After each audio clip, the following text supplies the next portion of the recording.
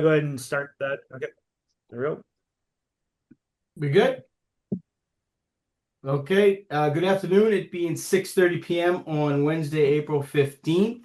Call this meeting of Brockton Conservation Commission to order.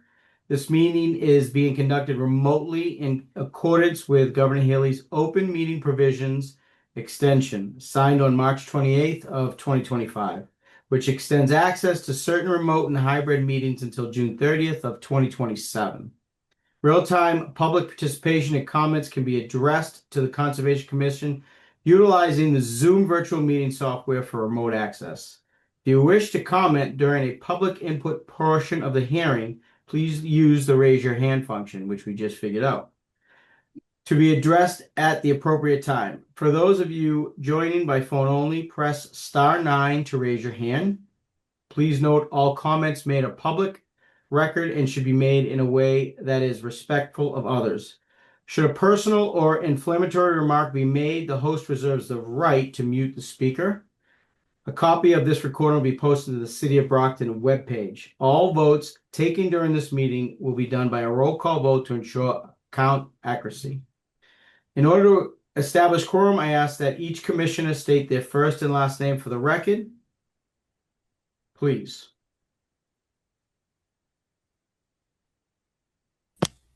Clay eye. Lily Green. Reefa Matt. Leon Edwards. Aye. Joyce Vorse. And Justin Talbot, aye. We have quorum. Hi, Leon. Hello. Before we start, I would like to, on the agenda number 4, certificate of compliance for 0 Oak Hill Way has been withdrawn. And if we're okay, commission matters number 1, meeting minutes. I myself did not have enough time to read it and go through it. So I would like, if we could, push it to the May 20th meeting.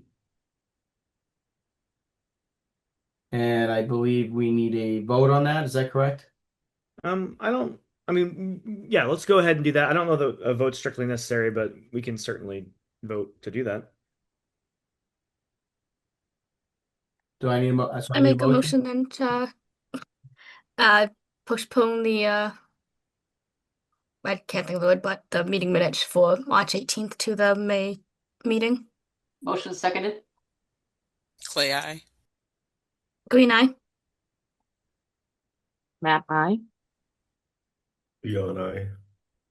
And Vorse tell aye. And Vorse aye. Sorry, Joyce. No, that's okay. Kyle, so I should go to new filings, number 2? Why don't we, before we get on to that, just announce the continuances, the rest of the continuances for the actual agenda items? My apologies. I did write that down.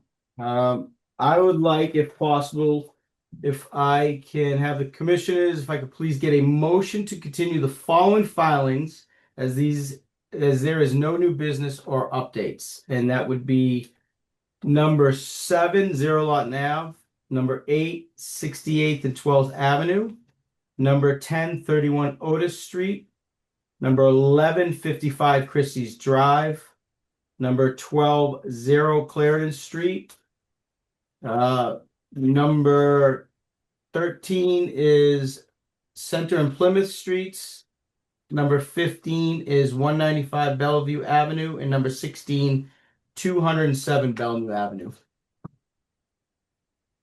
I'll make a motion to continue the listed agenda items into the next meeting, which is May 20th. I'm sorry. Yes, That is correct. May 20th. I second that motion. Roll call vote. Clay eye. Green eye. Matt eye. Leon, aye. Vorse aye. And Talbot, aye. I believe I'm supposed to say that carries. Yep, it does. So on to new filings, which is a request for a certificate of compliance for 30 Sergeant's Way. Yeah, we've got a couple of people here, I think, to speak to that. Azu, I see two of you. I'll promote both of you, and whichever one you want to speak through, please proceed through the chair. So, thank you. Unfortunately, what happens is, I guess my wife still didn't pay the bill, so I'm not getting my Wi-Fi for my laptop. So I'm trying to. Well, if you don't mind, I will just mute. I'm trying to shut off this, so I'm not talking on both of them, just so I can put a video on. But without a.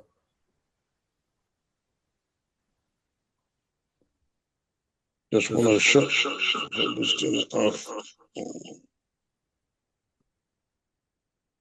Okay. Very good. Okay. Excellent. Can you hear me? Yes, sir. Okay. Thank you. Yeah. So, Mr. Chair, congratulations on being the chair. I was already in my regular mode of operation. What I'm almost gonna say, Madam Chair. So, thank you for indulging us. So what we have here, let me share my screen. Do I have the permission, Kyle, to share my screen? If not, we can certainly give it to you. Are you able to? Okay. It says disabled. Uh-oh. Isaiah, can you help us out here? I'm gonna look now, see if I can. I'm not sure why it says that. Let me check. Austin, we can see you now. Oh no, I'm saying, but the file, my plans, to share my plan, I need authorization.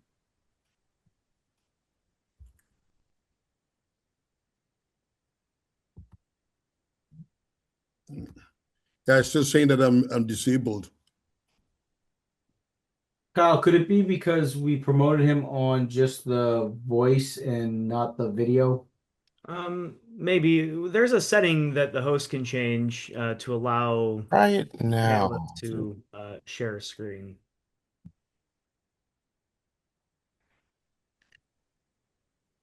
I mean, otherwise you can share it if you have the plan. Can you try it now, Azu? Okay. Yeah, there you go. Ah, man, oh man, you guys are better than I am. There seems to be two of you, Azu. One with a Yeah, voice, one with a film. No, so one of them is just so that you can know that actually I'm the one in the meeting.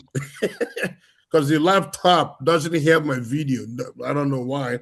Like I said, I think my wife didn't pay the Comcast bill for the Wi-Fi at home.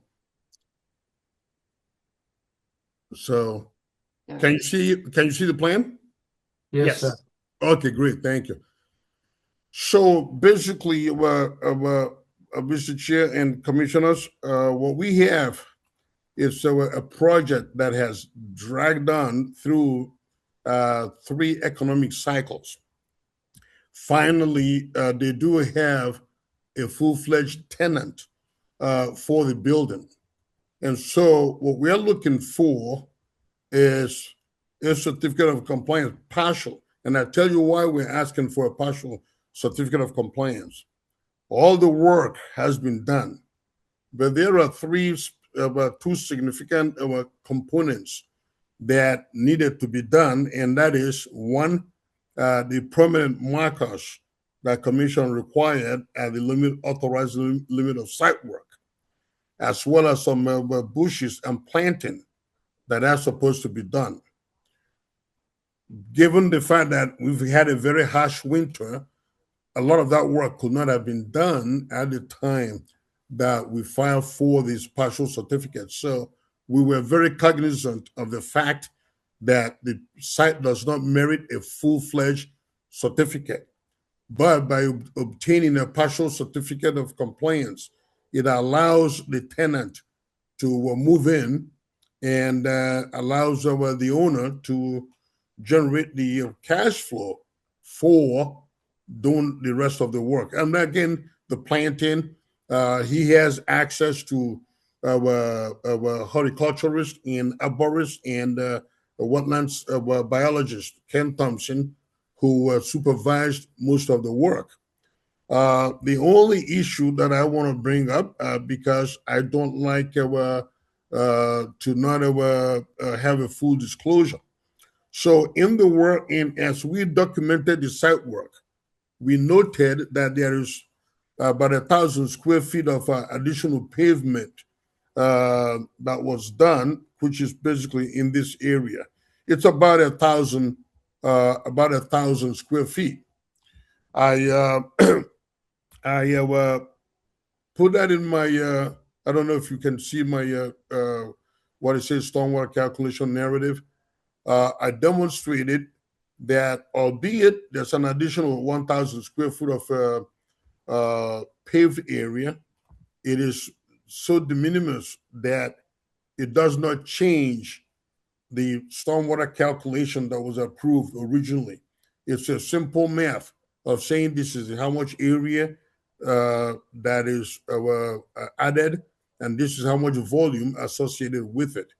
And so we are asking that the commission find that while that's an extra 1,000 square feet, that it was not done as a spite or a willful violation. It's just that when you bring in TL Edwards and some of those contractors that spread their machine, the width of that machine is usually 8.5. So when you make two passes, sometimes you get an overhang of and that's really the reason for that extra 1,000 square feet, because they don't need it for the project 100%. But that is just the way the paving was done. But when I look at the area, any person that has middle school math can calculate a volume, area by depth, so we are asking that the commission find that that is very minor in nature. And then issue, if it wishes to, we are pleading that the commission issue a partial certificate of compliance to allow the tenant to move in. And then as we roll into spring, in the next couple of weeks, when the ground is favorable, he will plant the bushes, and we have already ordered the permanent markers. And then in about 2-3 months, after we've seen the vegetation taking hold, we will request inspection by Kyle. And if he so finds it commensurate with your approval, then we will at that time ask for a full certificate of compliance. And Mr. Chair, members of the commission, that is basically the gist of my request, and I will entertain any questions or comments at this point. Thank you. Zoo, thank you, Kyle. Yeah, thanks. Azu, I have a couple updates since we've last spoken about this project. I went through and found there's a whole huge file for this. So good news for you, Azu. We spoke about the increased extent of the pavement that's been done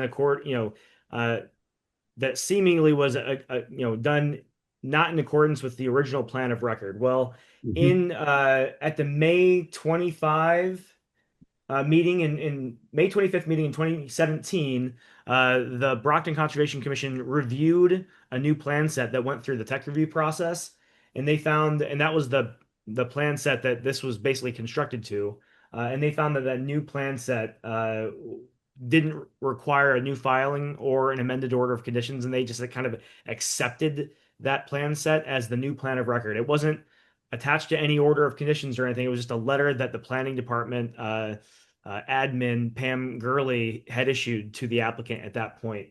So the plan of record that we're actually comparing the as-built to is indeed the 2017 plan rather than the 2009 plan. So all that said, in general, I think that the site has been constructed in general accordance to the 2017 site plan. So the extra pavement, just an additional detail here. The commission's consultant at the time, in 2017, also reviewed that increase in scope, and they found that the currently designed or the at that time designed stormwater stormwater management infrastructure would handle the increased capacity of flow from the increased pavement. So there's no problem with the pavement extension that was constructed, within with the commission's kind of blessing there.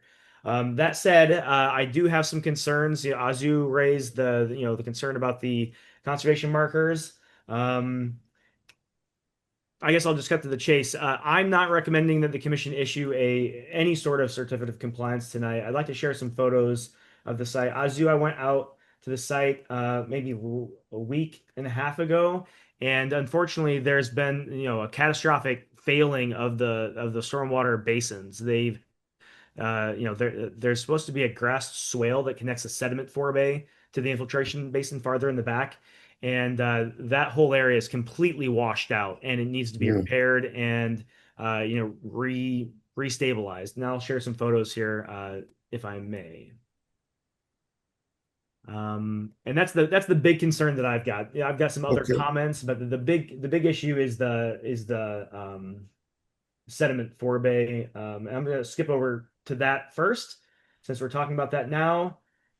So this is the area that's been washed out. So, Mm. according to how it's supposed to work, is water is supposed to flow into this is the sediment forebay that is supposed to have a sand bottom, but I think it's Mm. clogged with additional sand. So I think this needs to Mm. be cleaned out.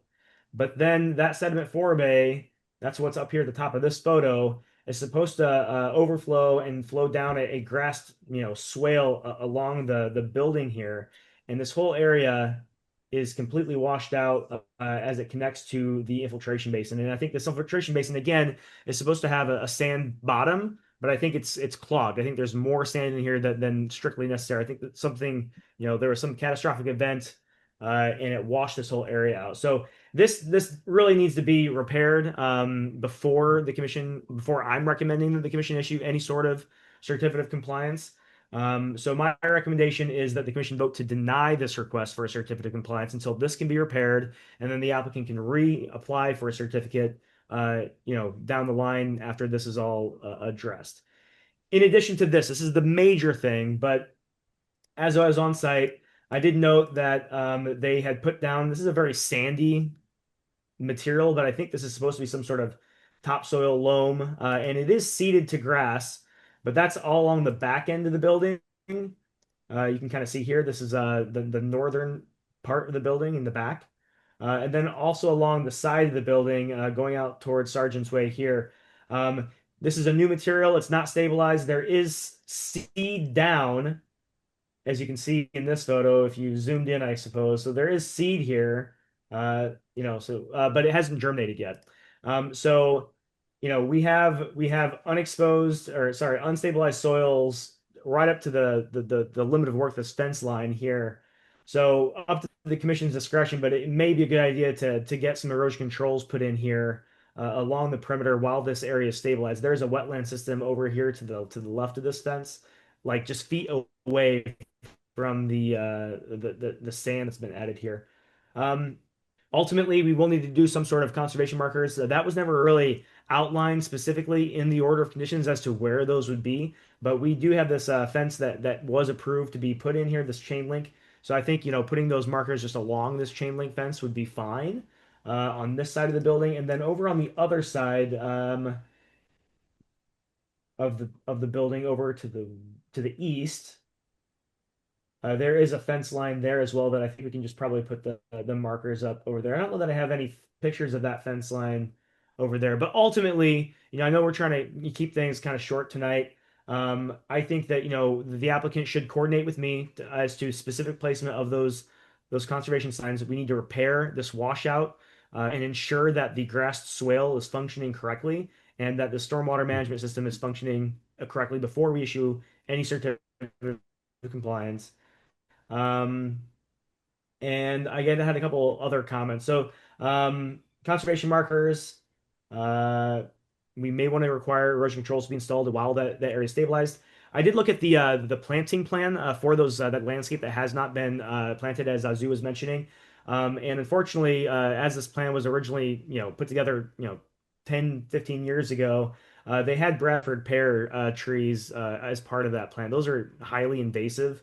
So I would request that the applicant not plant Bradford pear trees and use some sort of other substitute, some native tree to Massachusetts.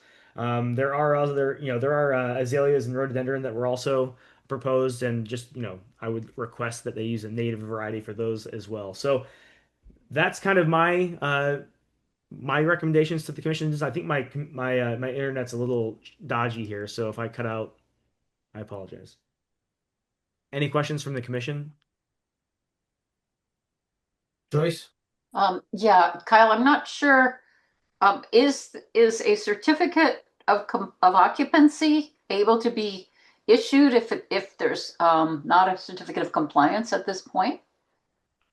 There's no language in the order of conditions that prohibits the building department issuing a certificate of occupancy. Now, if they may not feel comfortable, but I was there and there were people in the building. I think they're utilizing the space now. Well, when I did my site visit, I walked up and introduced myself and told them why I was going to be on site. They were actively using the building, so Okay, so it's not like it will prohibit them from renting or taking on a tenant. we're not actively restricting that. No. Okay.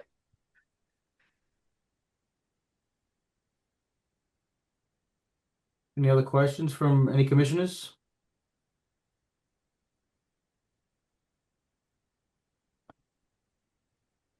No, Kyle, no questions. Should we make them, can I ask for a motion? Nope, I do have a question. Oh. Is there going to be Oh, a remediation plan for the work that is going to get done? Does that have to get done during this process since we're doing denial Sure. before it drop back in May?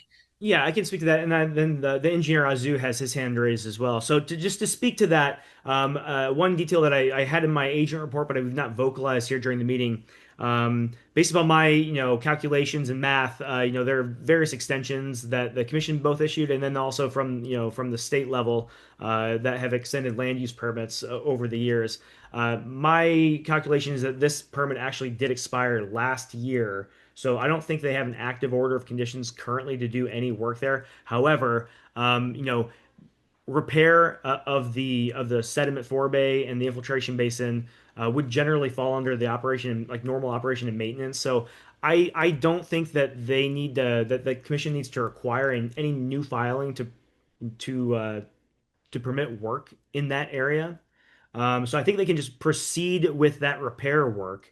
However, the commission may choose to require that erosion controls be installed along the western portion of the site, where that area has been recently loamed and seeded until that area germinates. So I guess that's all I've got for now. Azu does have his hand raised.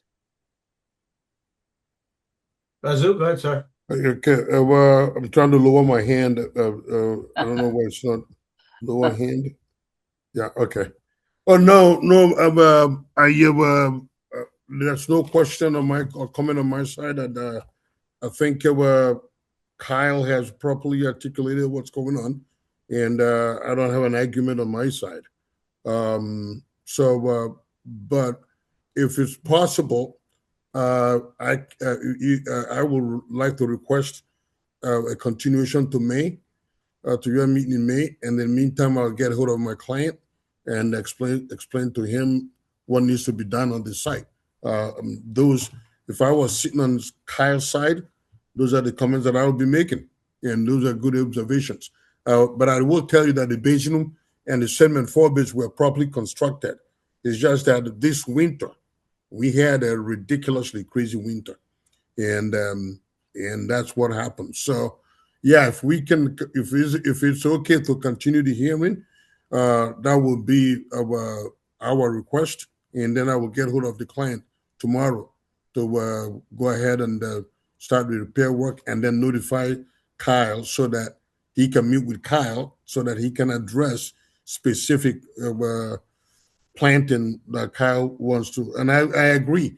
Bradford Pier is what we've always recommended on several projects, but those have been found to be not too good. So we've stopped using them on a lot of our projects. So, and that's a very good observation, Kyle. Kudos. And I will agree with that as well. So if it's possible to continue the hearing for 1 month so that we can at least demonstrate effort at addressing the commission's concerns and install hay bales at the locations that Kyle have identified, and then repair the basin, and then put more grass seed so that those areas can be stabilized. That's all. That's all I have, Mr. Chairman. Kyle? Sure. That's up to the commission. If the commission chooses to continue, you certainly have that option. My recommendation is the burden to file a request for a certificate of compliance is very low. The work that would be required for refiling this one in particular doesn't require any modification to the as-built or anything like that. They just need to actually get the work done. I don't know if they can get all the required work done in a month. What I don't want to see is something on the agenda that we just have to continue for 3 months, 2 months. Like our agenda is clogged up enough as it is. I don't like to see things continued unless we're relatively certain all the issues can be resolved in the next month. And I don't know that they're going to be able to get out there and do all that work. I'm going to defer to the commission on that. You all can either continue to the May meeting, and if everything's done by then, great. And if not, I definitely think we should vote to deny, or we can vote to deny now, and the applicant can reapply in the future with basically the same submission materials with just a new letter for like requesting the certificate of compliance. So Okay. I'll defer to the commission. And I don't know if the stabilization will happen in 4 weeks.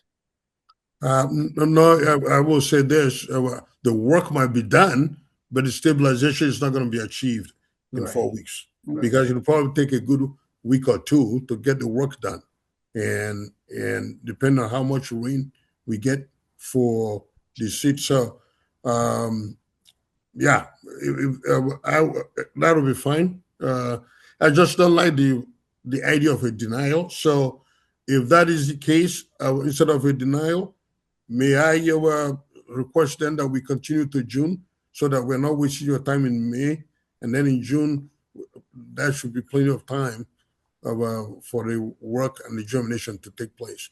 So instead of requesting to May, I'd like to request to June, to your June meeting, if you're having a meeting in June. Would that still stay on the agendas, even though it's going to get continued to June, Kyle?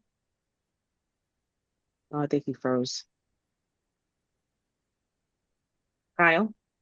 Oh, sorry, I think my internet's laggy here. It did So freeze. My question was that if we would continue, if he's asking to continue to June, it would still technically stay on the agenda in May, so it still would keep it. you can continue to a date certain, so it wouldn't appear on the May agenda, but that's just additional housekeeping that I'm paranoid that I'm going to forget something and not like add it to the correct agenda down the line. We can certainly do that. I'll make sure it's on the June agenda if that's the commission's, wish. It's really up to you all how you want to handle this. I'm okay in any way here. I mean, we can make a vote to whether to deny it and then just take a vote there, see what happens. Yep, we just need a motion. Can I have a I'll motion? make a motion to deny, see, 30 Sergeant's Way. Motion seconded. We have a motion for a second, and can I have a roll call vote? Clay, aye. Green eye. Map I. Leon, I. And War's eye. And Talbot, that has passed. Okay. Thank you very much. And then we will refile in June. Hopefully, we'll have gotten all that work taken care of, and then we'll be good to go. Thank you for listening and indulging me. I appreciate the work that you do. Thank you. Thanks, Azu. Have a pleasant evening. Thank you, Azu. All right. Commissioners, number 3 is a notice of intent for Eldon Keith Memorial Field culvert replacement. And I believe before we ask a DEP file, abutters, and legal notice. Yeah, I've received a proof of mailing, and I think, let me check the DEP file number real quick. I think it has been issued, but let me confirm that. While we're doing that, if you are here to speak to this as the applicant, please raise your hand and we'll promote you.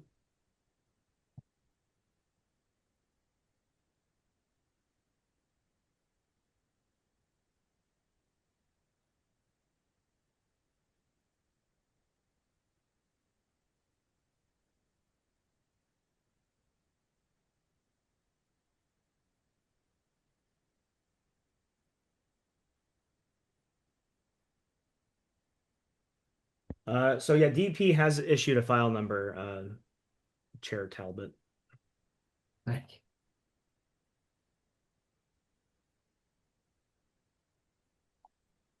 All right, I've promoted Chad Kershaw. I don't see any other hands raised at this time. Kershaw? Yes, good evening. Good evening. Maggie Losted should also be on the call. She's presenting Oh, as well. ML. Yes, I see her. Let me promote her as well.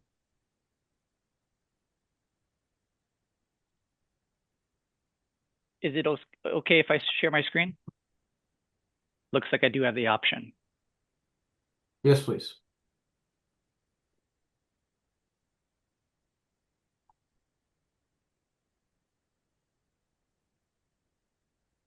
Okay. Can everyone see my screen? Yes.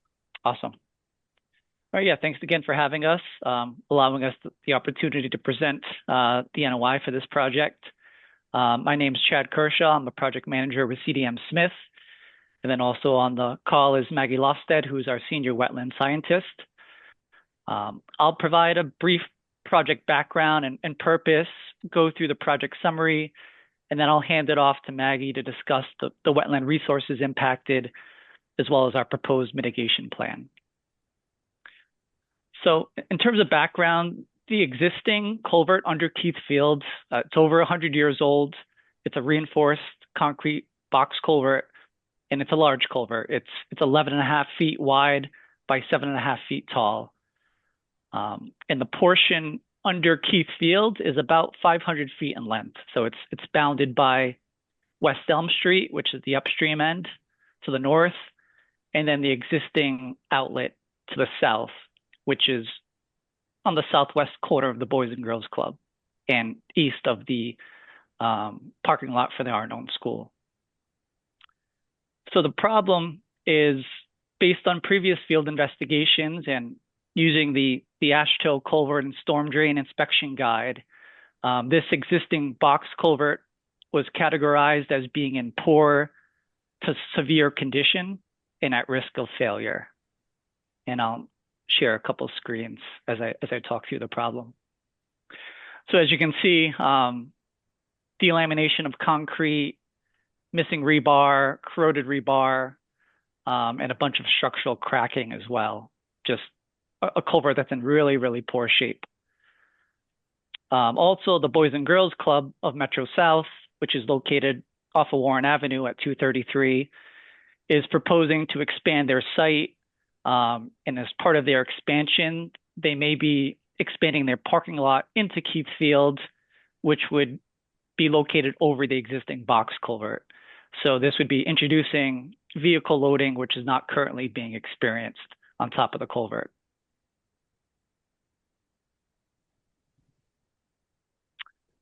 Also, the head wall at the outlet is experiencing some bowing or leaning due to lateral pressure from the soil and the tree roots immediately behind it.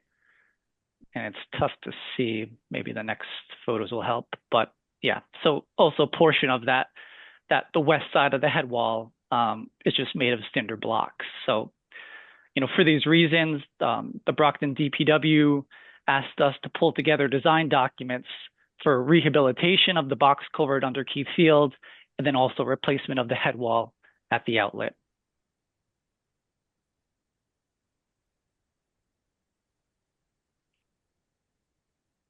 plan. So in terms of design, as I mentioned, we're looking to rehabilitate about 500 feet of the box culvert. And what we're proposing to do is install a plastic slip liner pipe. The slip liner pipe can be custom molded for this project, as we're trying to maximize the existing hydraulic opening of the culvert. So as of right now, the current proposed slip liner dimensions are 10 foot, 6.5 inch by 7 foot, 2.5 inch. So just a little decrease compared to the existing dimensions of the culvert. Flip down a few sheets here. I think photos will be helpful. So with a slip liner, segments are installed from the outlet side. The segments are about 7 feet in length, and they're installed one at a time. They're slipped through the culvert, either by pulling, so they could set up a pulley system at the upstream end, which is an existing manhole at West Elm Street, or by pushing it with a machine from the outlet upstream. As you can see in this photo, we should probably also add that this work will be done in a dry. So we will coffer dam and bypass pump any flow in the culvert. This photo shows it being not in a dry. Yeah, exactly. There's a rail system that they install just to help with the installation of the segments, allowing it to slide as they install one piece at a time. And once all the segments are installed in place, the contractor installs grout in the annular space between the slip liner and the existing host culvert, and then any active storm drain connections are then reactivated. I think I have a picture here. So this is a picture, again, this is just an example, but it shows the bulkheading, so the end of the rehabilitated pipe with ports where the grout would be installed in the annular space between the slip line pipe and the existing pipe. And as Maggie mentioned, yeah, the actual installation of the slip liner would be in the dry. The intent is to bypass flow of the Salisbury Brook from the existing manhole in West Elm Street to the existing outlet. We've confirmed with contractors that, at the end of each day, bypass is not required. Flow can traverse through the installed portions of the slip liner. And then once all the pieces are installed in place, bypass is no longer required as all this bulkheading and grouting work is occurring.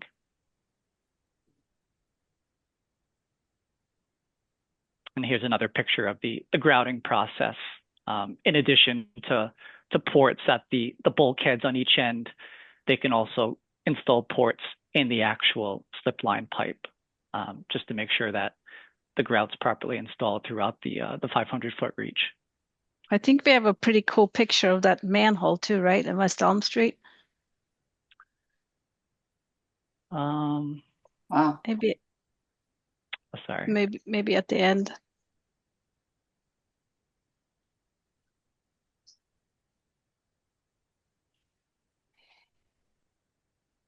There it is. Yeah, so this would be our access point on the upstream end. As some may know, the city already replaced the culvert under West Elm Street back in 2020, and they're currently replacing the culvert a little upstream of this at Newberry Street.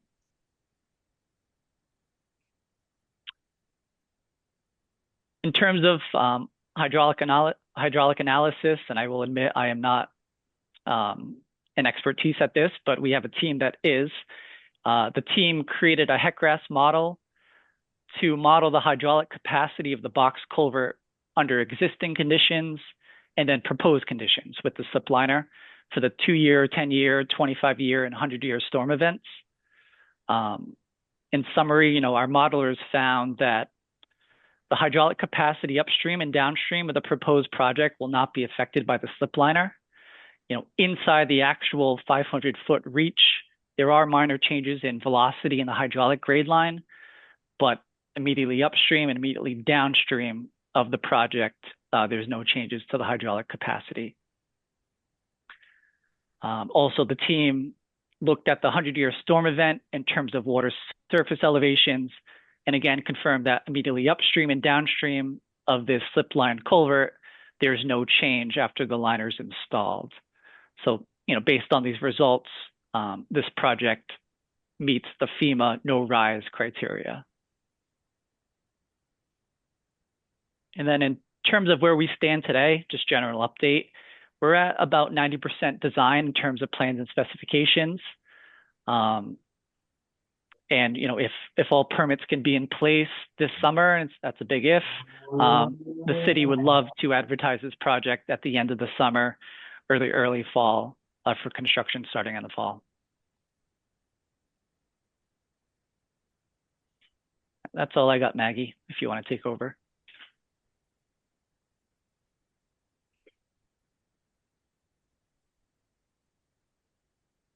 Maggie, you're muted.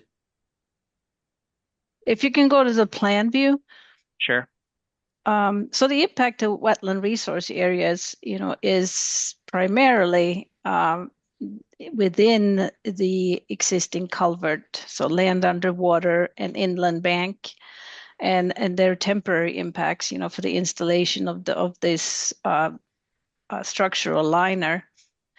On the downstream side, though, we do need, as you can see there with the dots, there will be some temporary impacts like within the open channel, and that's just for the contractor to get access in order to install this liner the way Chad described, and that will be restored to pre-construction conditions. So we quantified the impacts, and like I said, the majority of them are temporary. There's a slight reduction in size of the new liner compared to the existing pipe. Again, there would be about 480 square feet of permanent impact to land underwater. But again, that's just like within the culvert itself.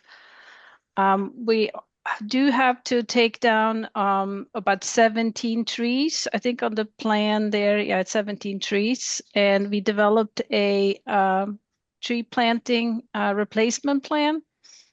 And again, these trees are mainly for access. Some of them are being removed there's one that is on top of the existing culvert, and there's a couple that are on the west side that are interfering with the existing retaining walls that will also be removed. And they range in diameter from like 2 inches to about 36 inches.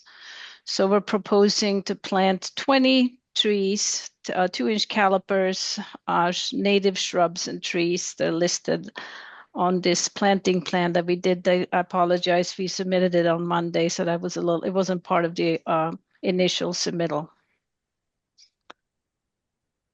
And yeah, I think I'm going to open it up to questions. It's also a limited project. I wanted to point that out to filed as a limited project. Okay, thank you, Maggie and Chad. Kyle? I think Kyle's frozen. Frozen. I had a question. I think you already stated, but how many trees are you going to be replacing? Is it you're going to be replacing all 17? Yeah, so we're going to plant 20. So Okay. So a little bit more than 1-to-1. Joyce? Maggie, this is the first time, and thank you, Justin. Maggie, this is the first time I've ever seen a project like this, and it's fascinating. So just out of curiosity, how do you bypass the brook? I'm sorry, I don't mean to be ignorant, but I have no idea how do you get it dry so that way you can do the work? So what they will do is they will install like a sandbag cofferdam. They will sandbag at the upstream side, and they will put another cofferdam on the downstream side, and then they will just pump the flow around. So you can kind of see there we have, Kyle is showing the downstream cofferdam right now. And we also have a turbidity curtain, I forgot to mention that, which will be downstream of that downstream cofferdam, and then they will pump it around. But again, and I think Kyle asked us this, and we reached out to the contractor, and he said it can be shut off at night, so it just has to be running during work hours. Okay, that's interesting. So- Thank you. Sure. And we'll certainly have limitations in the specifications in regards to the weather and flows. And if there's rain in the forecast, they're going to have to hold off on bypassing. It's very cool. Good, thank you. Kyle? Yeah, just kind of piggyback on Joyce's comment. So with this bypass, it will have to be pumped up through that manhole access and over the ground level. It's not going to be pumped through the existing culvert, right? Correct. Ideally, it's at ground level, so it'd be across Keith Field. If in talking to the DPW commissioner, he didn't think that was an issue. If it does become an issue, we can discuss with the contractor potentially installing it, through the existing culvert. It may be doable. Well, we just have to figure out how to make that initial, that initial pass through with the culvert. I'm sorry, with the temp hose. But ideally, it's above ground. Okay. Okay, great. Thank you. Yeah, so I guess if through the chair, if I may just kind of wrap this up, Please do. give you my recommendation. I didn't have a chance to write a report. I think this is something that as it is a limited project that the commission can permit without review. But given the fact that we just received that restoration plan for the riverfront area earlier this week, we've not had a chance to really dig into that. So I'm hoping by the May meeting, I'll have a report for the commission and we can really dig down into the nitty gritty and then hopefully issue an order of conditions at that point. So my recommendation for tonight would be to obviously continue the discussion, ask any questions that you would like while the applicant is here. But then ultimately, I would recommend that we vote to continue this to the May meeting. And then I guess in the meantime, I will absolutely be in contact with Maggie. I've been already speaking to her about this project, and we'll work on kind of hammering out all the details and stuff that I think that the commission needs to kind of permit this. Kyle, thank you. Lily? This is just for my own note.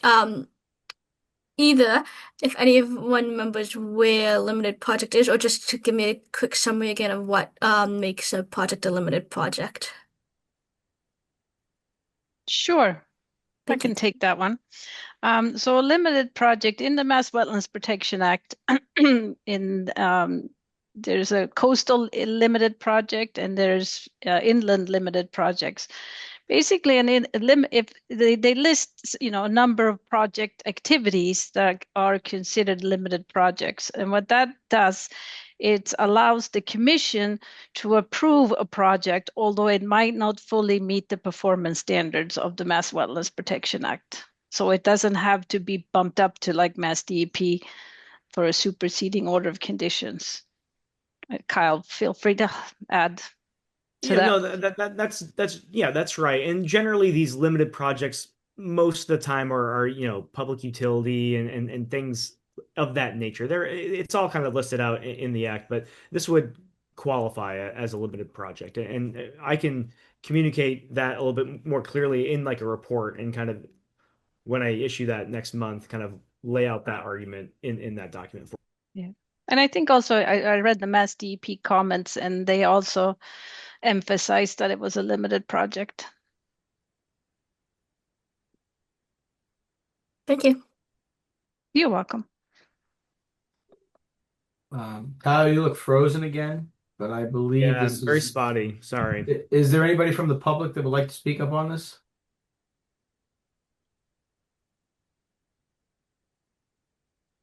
I don't see any hands raised. Okay. Any more questions, commissioners? We have a motion.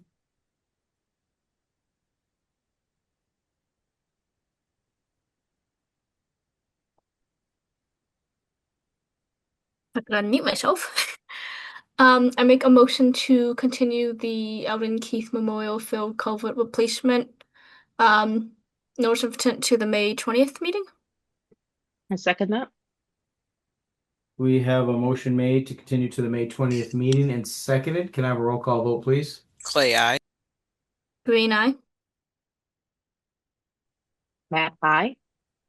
Leon, I. Boris, aye. And Talbot, aye. That motion carries. Great. Interesting. Thank you. Thank you for your time. Thank you very much. Have Yeah, a thank good you, Have a good guys. evening. That was an NOI, right? Were you supposed to hear any public comment? Justin, he asked for it. Oh, I missed it. Sorry. I think we move on to number 5, which is an NOI of 270 Oak Hill Way.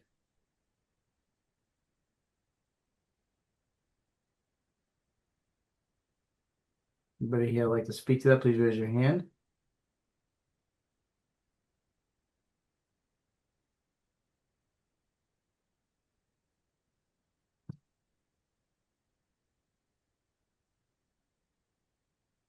Tracy, Yes, hi. how are you doing? Good, and you? Good. Is it okay if I share my screen? Yep.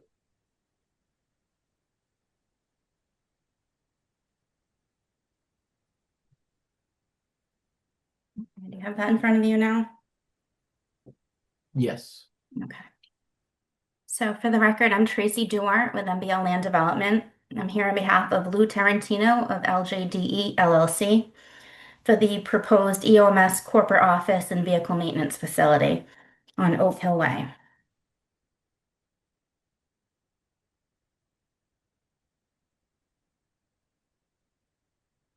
So a quick overview of the project location. It's located at the end of Oak Hill Way. It consists of parcel 11915 in Brockton, which is about 29 acres, and it also extends into West Bridgewater with another 8-acre parcel.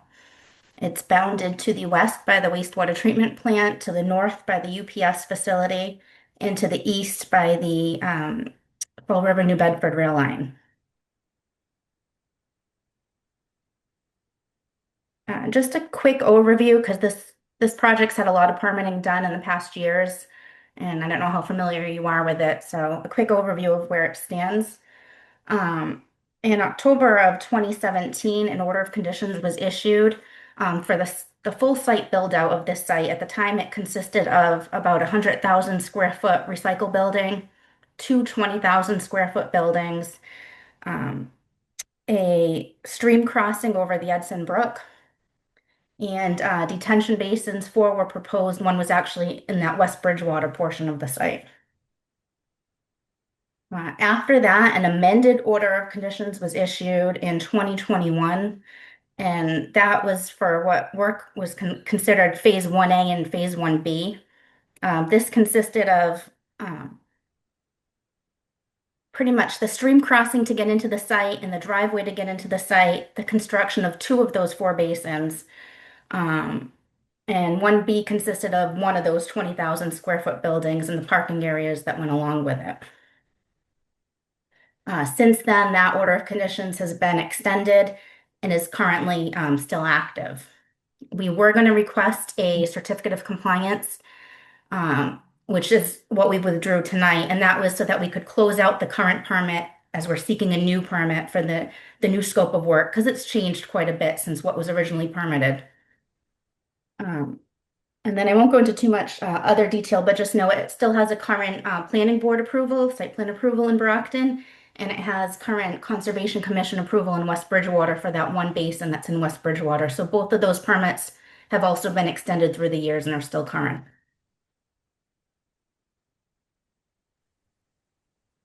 So to give an update on where construction stands with this project, the stream crossing, the open bottom culvert that goes over the Edson Stream, that's been installed along with the retaining walls on either side of the driveway entrance. So this is the stream crossing. I don't know if my mouse shows up for you. And these are the retaining walls. The driveway entrance was constructed, but it hasn't been paved.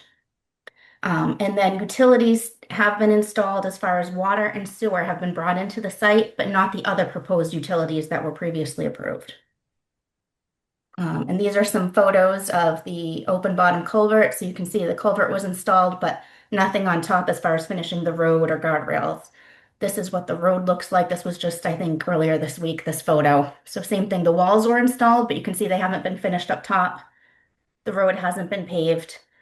This is from, I think, last year, but you can see the side of the wall by the resource area. It's vegetated really well and established. And this is as you come down Oak Hill Way. This is the very end of Oak Hill Way. The crossing's right after you get into the site. And then once you're in the site, what's been constructed has been those two basins that were approved as part of Phase 1A. Those are existing. There's like a gravel drive that was installed. This is the outline of it here. And some of the drainage infrastructure, like some catch basins and water quality units that go to those basins, were installed. The other thing that has been constructed is there was a compensatory flood storage area that was proposed. And that's because previously, in order to construct these basins, there was a little bit of flood storage that was lost. So that compensatory storage area has been constructed, and we surveyed it and as-built it to make sure that it met the volume and the depth requirements to confirm that it matched what was proposed.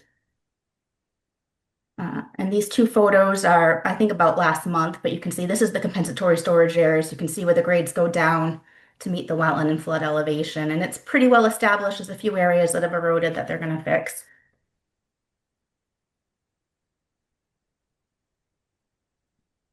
So a quick overview of what's being proposed.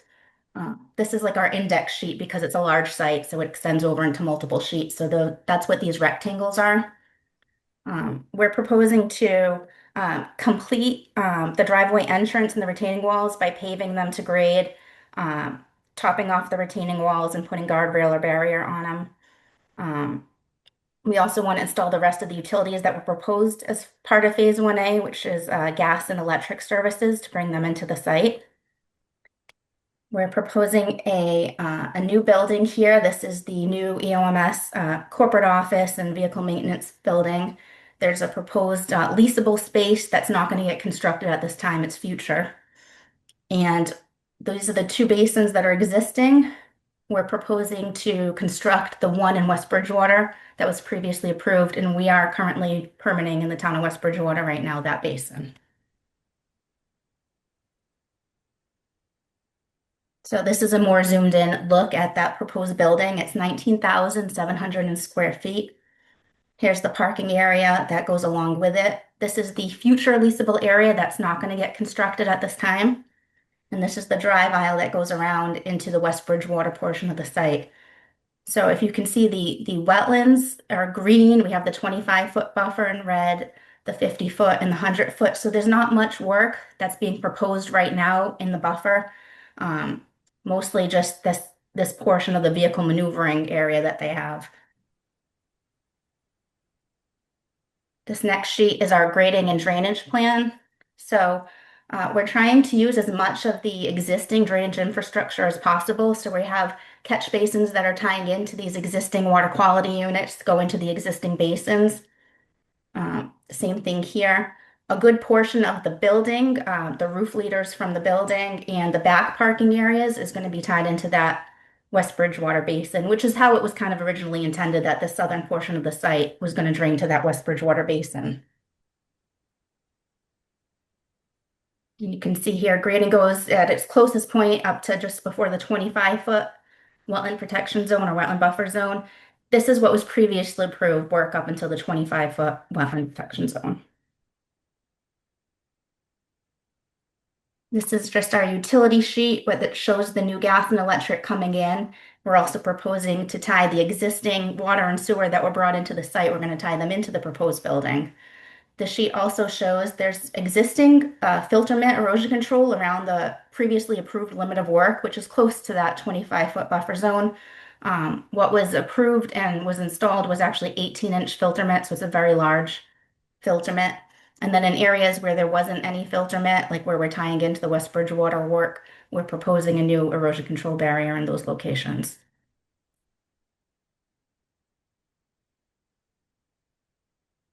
So one thing I just wanted to bring up is when the DEP file number was issued, they had a couple of comments, so I just wanted to address those.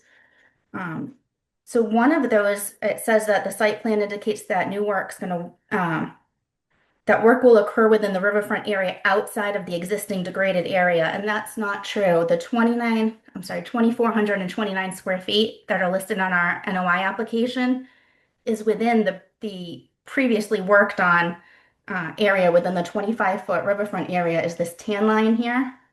The Edson Brook mean annual high water is the bluish purple line here. So that 2,400 square feet is actually on top of the existing culvert. It's really just paving the road. So it's all in that previously disturbed area. No work's actually getting done in the banks of the river or within it itself. And then the other comment they had, I wasn't too sure on, it said that there is a portion of the wetlands on site that shows up as a wetland change and to investigate whether that was authorized under an order of conditions. So when I went on the Mass DEP data layers, this is the wetland change that's shown. It's showing as being back from 2001 to 2003. This is the area that shows up as isolated vegetated wetlands and has been on our on the approved permitting plans since at least 2017. So I think, you know, how that got formed before 2017, I'm not sure, but it's always been that resource area was approved as part of those order conditions that are still active. So at this time, I'd open it up for questions or comments. Tracy, thank you. I forgot to ask, and obviously you said the DEP file number, but Kyle, DP, butters, and legal notice, I'm assuming is all set. Yeah, thank you. Thanks for checking. And Kyle, anything? Sure, yeah. Thank you, Tracy. That was a very thorough, discussion about the project. Ultimately, I did meet out with the app just yesterday, and we kind of spoke about the general path forward here. And it was, after that discussion that the applicant withdrew the certificate of compliance request. And the idea is that they will reapply for that certificate of compliance kind of concurrently when the commission finishes the review process and is like prepared to issue an order of conditions.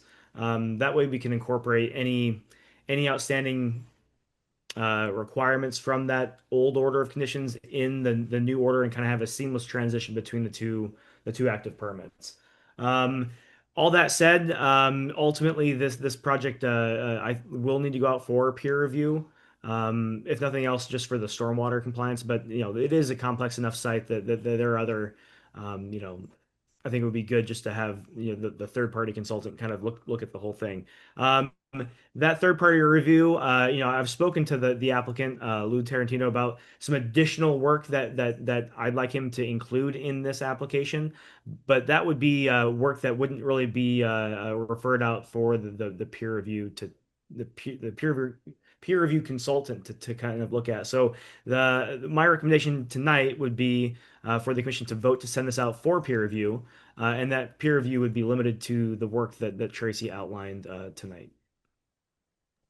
And then any additional work that the applicant puts forward, based upon our conversation, will be work that the commission can just review ourselves and wouldn't have to be sent out for that peer reviewer to take a look at.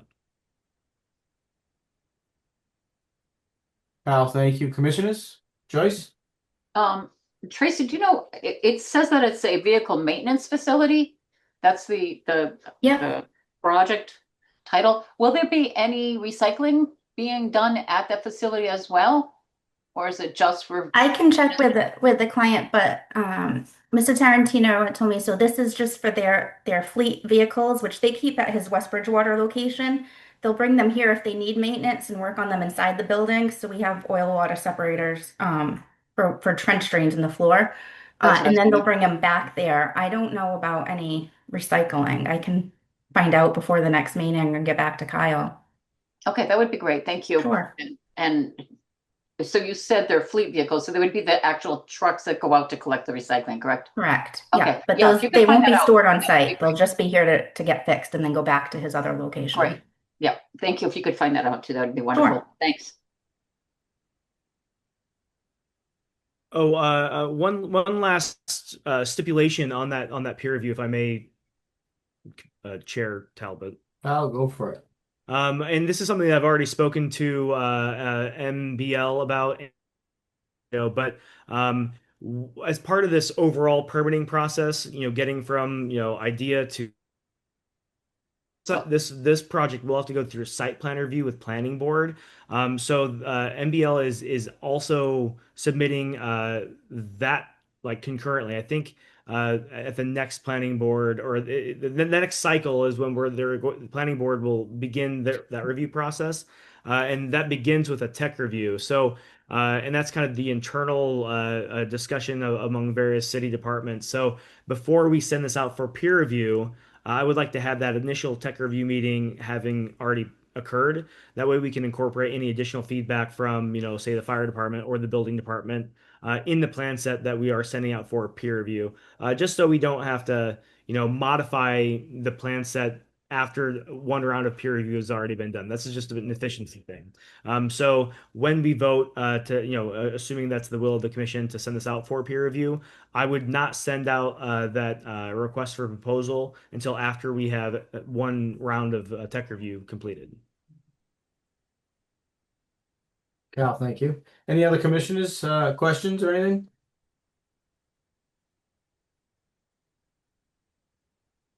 I'm sorry, can you just go over really quickly again? So we're gonna we'll potentially send out for peer review, a tech review. What was the other? Tech review is in a thing that's part of the planning board review process for site plan review, and that's an internal meeting with various city departments and the applicant. And the reason I would wait to send this out for peer review until after that meeting is oftentimes, maybe the fire department might have a concern about, emergency access and, fire truck turning radius, and that might significantly change the site plan. And I'd like to have all those comments incorporated in the plan set before we send it out for that peer review process, just so we don't have to make major modifications after that peer review process has already begun.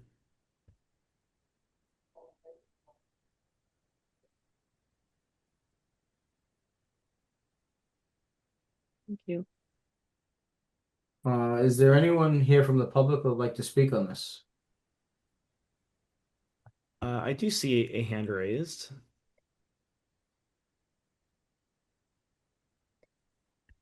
I'm promoting Chris Brindley.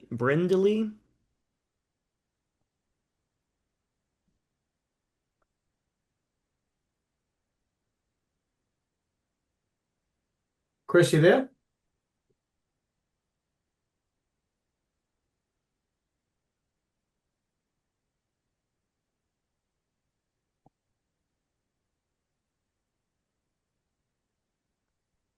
Chris, if you're trying to speak, you're muted.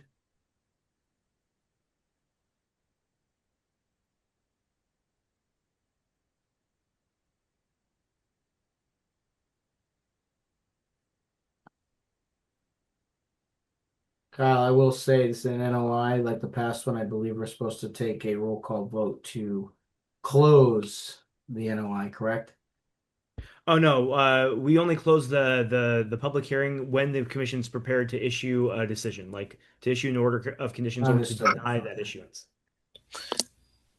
So Kyle, we're continuing this one for tech review and allow that to do what it needs to do first before sending it to peer review, or do we just send it to peer review and then you will follow the tech review process and make sure all of that is incorporated prior to the send Yeah, off? the second option. I'm a part of that tech review process. I sit in Okay. on those meetings, so I'll be in the room when this happens. So you are free to vote to send this out for peer review, and just pending that initial tech review meeting, and then you can make that vote tonight, and then after that we'll continue to the May meeting. So two separate votes, please. Hello, can you hear me? Yes, Chris, we can hear you. Okay, thank you. Yeah, I just had um, a question about when is the horrid stench going to leave that site? Because I can't eat on my deck. I can't, none of us. Uh, 11th, 12th, Appleby and Geraldine, and probably up to Carlisle. When we get a southwest wind, the stench is so bad from those piles of whatever they have. and I'd like to see an independent air quality study done. I mean, it's like the last 3 days, it was like horrid. Couldn't be outside. When are those piles of stuff leaving?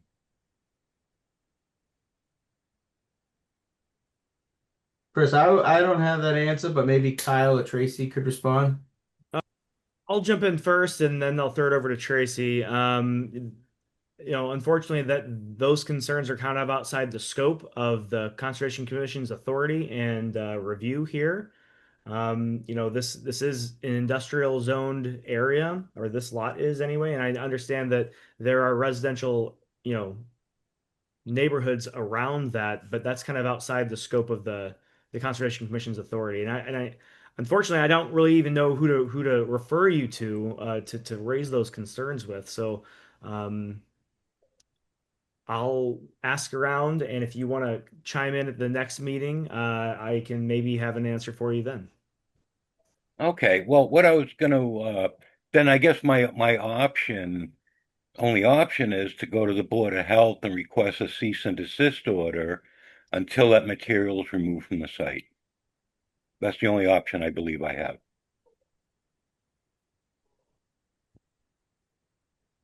The Board of Health deals with smells and health, and this is hurting my health.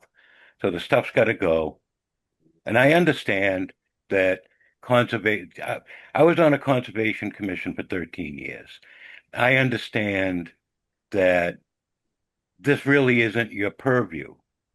I understand, but I just had to let the applicant know that we, the people over here, are very unhappy with their site in its current condition. Okay? Yep, noted. Thank you. Okay, thank you. Chris, thank you. Thank you. Commissioners, anything else?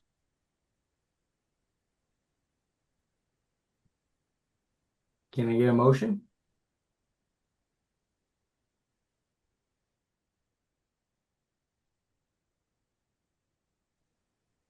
That's I make a motion. Oh. I'm sorry, Sorry. Shriva, I'm sorry. Joyce, Go go right ahead, ahead. I'm sorry. Go ahead. Go ahead, Shriva. I make a motion to, which one are we on again? Sorry. Send 270 Oak Hill Way out for peer review. That's the first one, correct? Yes, ma'am. I second that motion. We have a motion and seconded for 270 Oak Hill Way to be sent to peer review. Roll call vote, please. Clay, aye. Green eye. Map I. Leon, I. Boris, aye. And Talbot, aye. And Kyle, we also need a motion for. Just a motion to continue to the May meeting. I'm sorry. Yes, thank you. Joyce, go ahead. I'm sorry. Okay, no, I move to continue 270, I'm sorry, Oak Hill Way to the May meeting. I second that motion. We have a motion and seconded to move 270 Oak Hill Way to the May meeting. Roll call vote, please. Clay, aye. Green eye. Map I. Leon, I. Boris, aye. And Talbot, aye. The motion carries. And on to the May meeting. And Tracy, thank you. Thank you. The next is number 6, current filings. It's an NOI 940 Belmont Street. The project is the VA Hospital Stormwater Improvements. Yeah, I've got a couple of people here representing both the applicant and the commission's consultant, Beta Incorporated. So give me a moment to promote them.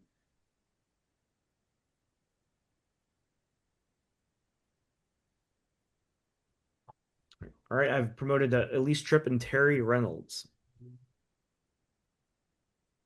Elise. Right. Hi, everybody. Long time. Elise, bye. All right. So, Kyle, you said the applicant isn't here today. No, Terry Reynolds Oh, he is? is on the Oh, call. great. Yep. Perfect. All right.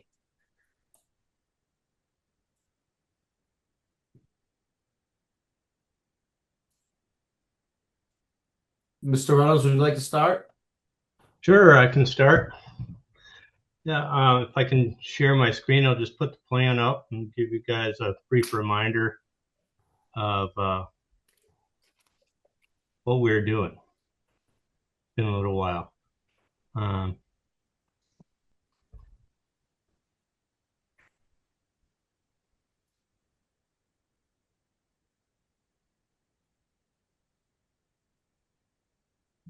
Bear with me a second.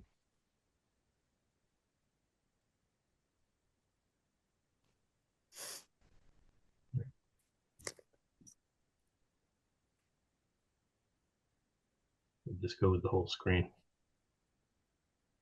All right. Can you all see the plan here? Yep. Okay.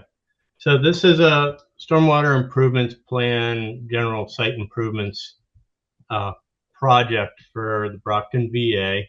And what's here before the conservation are buffer zone areas of the project, specifically their operations area on the southeasterly end of the site. So in this area, this has all been sort of degraded asphalt. This is kind of crumbling gravel at this point. And so they've been going through and we've designed new plans for them to upgrade the areas so that the areas are being repaved, striped, and the facilities have been, improved as an ongoing effort throughout the entire VA facility. So in this area, there's work being done mainly in the buffer zone. No additional work is being pushed more into the buffer zone than what was there. So there's paving in this area and all the way around the building.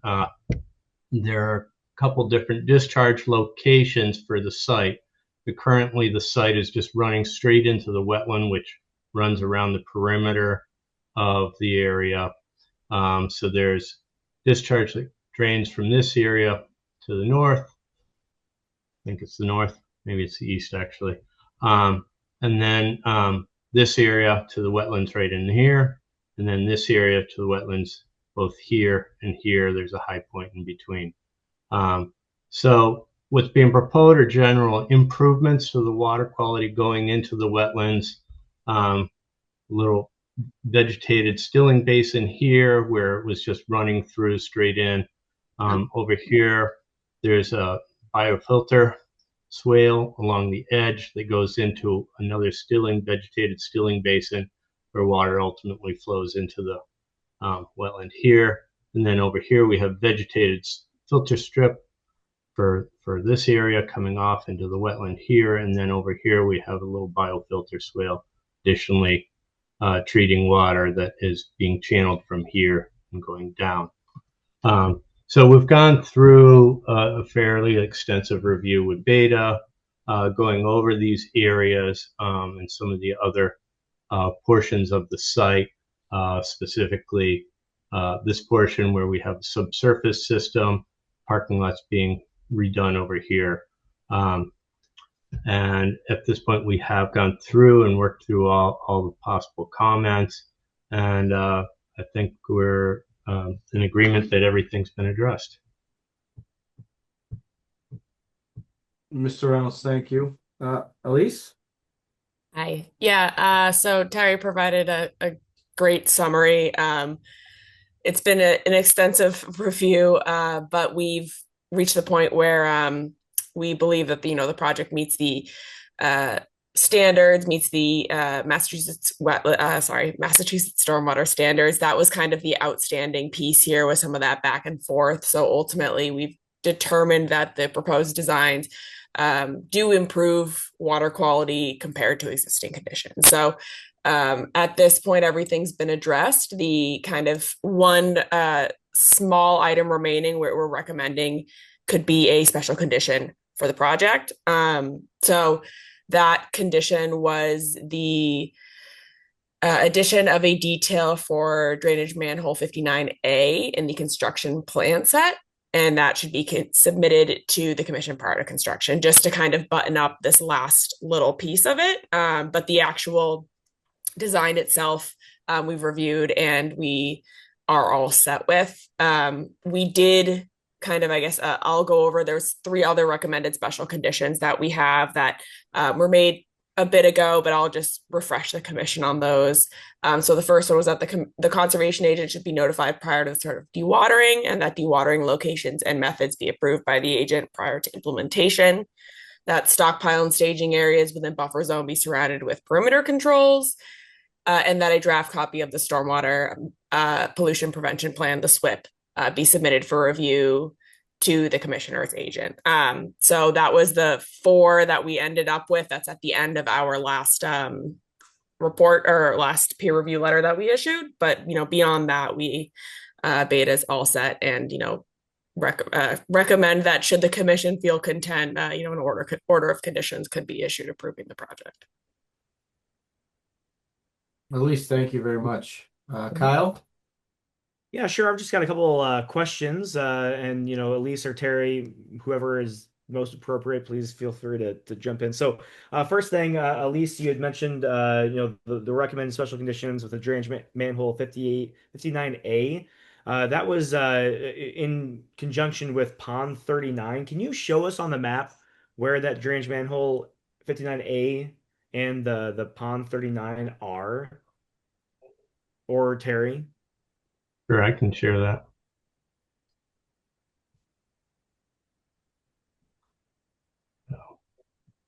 So where she's referring to is right here. This is the outlet control for the subsurface system. And this is basically just a manhole with a riser inside of it with orifices drilled in it.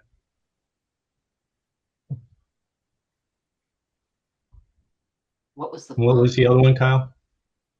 pond 30? Well, it was 59A is I guess is connected to pond 39. Oh, and in the model that would the pond 39 would be the subsurface system here. Okay, thank you. All right, yeah, great. I just read the comment. I was just not really sure where I was supposed to be looking on the site plan. So obviously this is a large area that we're covering. So that kind of leads into my next couple comments. So on the site plan that you've got here, Terry, the pink on this plan here is the limit of work. You've got another sediment or erosion control plan sets sheet There. GC 100. Would you pull that up, please? Sure. There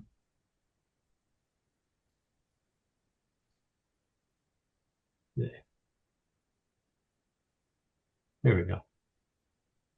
Okay, so it's kind of hard to see here, but on this plan, the pink is the limit of work, and obviously that goes all over the site. And there are proposed erosion controls are in green, but that's kind of hard to see here, but they do exist. And we have inlet protections. We've got a filter blanket, an erosion control blanket, and then compost filter socks, kind of just scattered around the site. I guess my question is, it's fine to see limit of work on a site plan like this. Do you have a plan for how that's actually going to be implemented, like and marketed, like on the ground while work is being done? You mean like staked out or something, or? Yeah, like if I'm a contractor, and I'm driving my truck around, how do I know if I'm beyond the approved limit of work on the ground that day? Is this going to be marked in any way physically on site, or is this just based That upon is a good question. I am not sure of that. It can't be marked, necessarily everywhere because this is going across driveways and so on. Right. So and obviously you're still utilizing the site, as this improvement project goes through. Oh It's a yeah. large area. I imagine that this is not a phased project, but I imagine you will kind of be doing this section by section. Is that kind of the intent, Terry? Yeah. Yeah. I mean, it's challenging because it's a working facility, and so there's not really any easy way to do it. They're gonna in as part of preparing the SWIP, there will be a detailed phasing plan for erosion control and so on, and how that's going to happen, and that's required as part of that SWIP preparation. Okay, can you talk a little bit more in detail about what that entails? I know one of the recommended special conditions from Beta was to have that draft SWIP submitted to the commission before beginning work. So Yeah. that SWIP would look at more of a phased implementation and phased installation of erosion controls as you move through the Yeah, project. Is that's that the that's idea? required for any project of this scale. Uh-huh. So it in part of in one of the sections of the SWIP, you'll find that there is a phasing section, and how is this addressed in a narrative talking specifically how they're going to maintain that, the inlets, for instance, this parking lot right here, that will probably be a phase all by itself. And so there will be a plan that identifies the inlet protection. And here the grades generally go into the parking lot, so the inlet protection on these catch basins over here will be important, and over here and here. And so how that gets managed will have to be really thought out through with the VA and the contractor as they prepare the SWIP. Okay. All right. Well, thank you. That's informative. Just following up on that, and that might be part of this conversation as well here. The erosion controls proposed, specifically the compost filter at sock, don't seem to go entirely around all areas. I mean, basically there are wetlands around the entire site, more or less, right? Right. But I don't see that the sock kind of goes around the entire perimeter. So No, I assume because that during the review, you looked at grades and things and only put it in areas where it made sense. correct. So the compost sock is generally put down gradient of any disturbed areas. Where it's actually going the other way, compost sock has not been proposed. Okay, and that's all Beta, you've all looked at that and think that the proposed controls are sufficient to protect the interests of the act? Yeah, yep. And one thing as part of the SWIP is that, say, during construction, say, whatever the conditions are, that might warrant additional, say, perimeter controls. Maybe it's weather, maybe, whatever it is. That's part of the SWIP process, is that, during the extent of construction, additional erosion sediment controls can be implemented as needed. So it's kind of here's how we anticipate, or how they anticipate dealing with the site, with the knowledge that during construction they're also responsible for adding more erosion controls if it's warranted, or adjusting them. So yeah, so we did look at that, and ultimately in areas that might seem appropriate in the field, whether weather conditions, etc., that would be something that the contractor would ideally go ahead and add those additional controls. But we did look at the grades, and didn't have any concerns about how the erosion controls were proposed. All right, thank Yeah, you. this is a sort of a starting basis. Mm-hmm. The SWIP is a living document that gets modified as they go through the process of doing the construction, and they're required to modify the erosion control plan as they go to show what they're doing and document that. All right, thank you. So I guess for the commission, and I see that Commissioner Voris has her hand raised. I'm just thinking from my perspective. Ultimately after the commission issues an order of conditions, we'll have a pre-construction meeting, and part of, we'll require that draft SWIP be submitted to the commission. During that meeting on a smaller project, I confirmed that erosion controls are installed according to the plan of, the plan. Um, I don't know, and I'll kind of throw this at the commission to see if they would like what kind of oversight do we want to have here? If I go out to the site and they're only doing, say, that parking lot that Terry was showing initially, they might not have the erosion controls on the southern portion of the site installed Okay. at all at that point. So how, I just want to make sure that the commission is comfortable with the process as we move through this project. Terry, do you have a timeline for, I assume the funding's all lined up and you're ready to kind of go. Do we have a I I honestly don't. They have a million projects going all the time over there. Um, so, I would anticipate, they want to move this along, within the year, I believe. Um, but it will be phased, and as a commission, what I would recommend is when you do the pre-construction meeting that the different phases be laid out, and then basically you would be invited to come and do a pre-inspection as they open a new phase. Mhm. I mean, that sounds reasonable. I just wasn't sure how. I mean, this is probably the largest project that I've been a part of as far as, a geographic area since I've been an agent for the commission. So this is kind of new scale for me.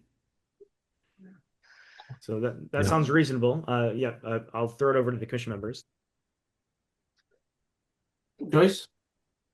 Terry, are there SWIP reports that are issued periodically as there, well? And would those there, be able to be shared with Kyle? well, they can be. I think you'll find, SWIP reports that are in relation to the resource areas would be of value. I'm not sure you want to get involved in inspecting the non-jurisdictional No, areas. no, just for the resource areas. Yeah. Yeah, but overall, the SWIP reports, there's a weekly inspection of any area that's open and working, and then there's of additional inspections anytime there's a larger storm event, and all of that is kept in the job trailer and can be shared with the commission as needed. Okay. Oh, thank you. Yep. Any other questions from the commission?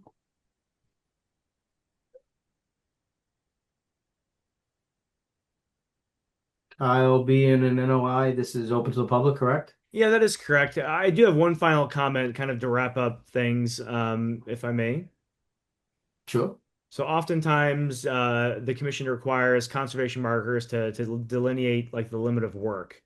Um, generally that's like at the extent of at the limit of work, or the 25-foot buffer zone, or whatever. Um, this being a very large site, I know that there is perimeter fencing in many areas here. I don't know, I've been out to the site. I've not walked the exact perimeter of the proposed work here. Um, is the entire area that I mean, I know, Terry, at the beginning of your presentation, you mentioned that there's no new work proposed beyond the existing disturbance. Right. Is there fencing around the entire like work Yeah, area here this is already? fencing right Uh-huh. along the whole perimeter that goes down and around here, and then it comes over here. You can see it along here. Okay. Um, so basically, it extends across, and basically it goes right up to the wetlands at this point. Everywhere else, it's set back. The fencing comes down and kind of ends at the spade pond here. This area, these wetlands basically are separated by the road and curbing.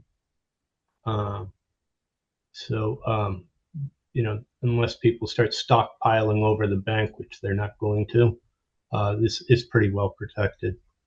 Okay. Um, All right, thank you. So, commission members, I'll defer to you all if you think that that is sufficient, or if you would like to see additional signage or something. We'll defer to you. So all that said, just to wrap up, I think that the recommended special conditions from Beta are all great. In addition to that, I don't know the exact verbiage that we would use, and maybe I can coordinate with Elise or Terry after the meeting. But I think it would make sense to, based upon the SWIP document, and they do these phases where the erosion controls will be installed and they'll work on the next section to include some language in the order of conditions that basically requires an additional meeting every time we move from one phase to the next, just to make sure that all of the appropriate controls and things are in place. And just to keep the commission and the agent aware of the progress of the project. Again, I don't know what that language would necessarily mean right now, and I can work with the applicant and the consultant on what that actually would be. But I think that that would be an important special condition to include as well. Okay. And for one moment, can I just see the wetlands that are at the opposite side of the facility? Is it the north side? Yeah, thank you. In here? Yeah, thank you. The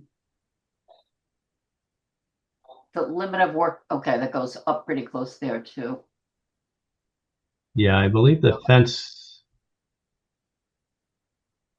No, the fence goes across that area in here. Oh, But no work is actually being done other than let's see, I'm not even sure that's getting paved over there. Yeah, and on that area right there, Terry, the VA just did that fuel station. So there's actually already conservation markers along the area that we just installed. Okay. Yeah, I wasn't associated with that. Yeah. I mean, well, just so you know, and the commission knows, that kind of like wetland that kind of juts out there. There are markers along that we had installed, just recently with that fuel station. okay, good. Yeah. Might I add one thing? I just did also want to throw out there that I believe around or near Spadea Pond, there may also be some markers because I do remember a few years back, there was an RDA or some form of filing that happened for like some tree trimming or something. And I'm trying to remember from being out there that there may be some markers there too, somewhere in that vicinity. Yeah, that's my recollection as well. Yeah, In yeah. that Just area. wanted to throw it out there. Yeah. So we may very well be covered. I just, that's something that the commission always brings up, and I just wanted to throw that out there and kind of see what the commission was thinking as far as that goes.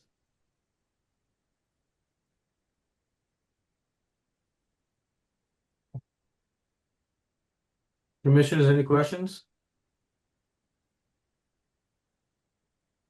No, Kyle, is there anybody here from the public that would like to speak? I do not see any hands raised. Okay, so a question for me is this is a NOI and we will be issuing an order of conditions and special conditions. We need to close this hearing, correct? Yes, you close the hearing before you issue a decision. Okay.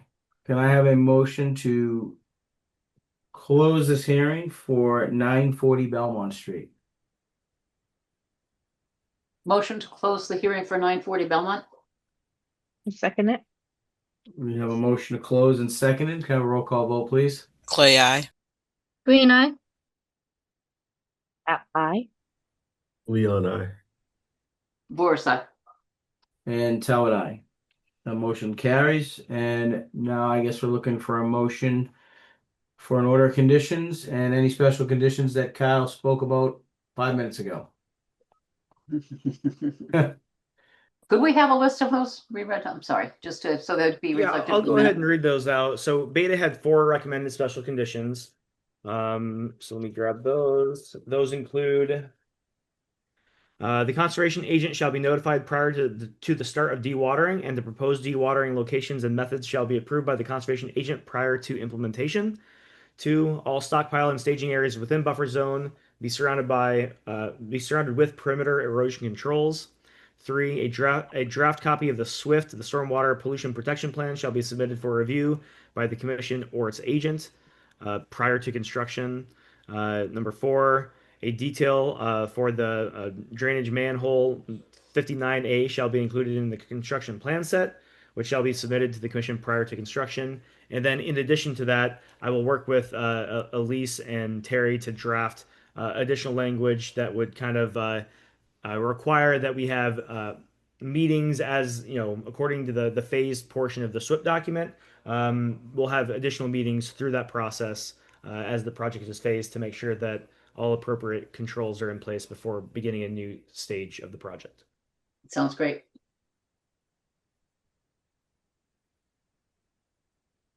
So Kyle, thank you saying that, and Joyce, thank you for the question. Can we have a motion for Beta's 4 conditions and obviously the Conservation Commission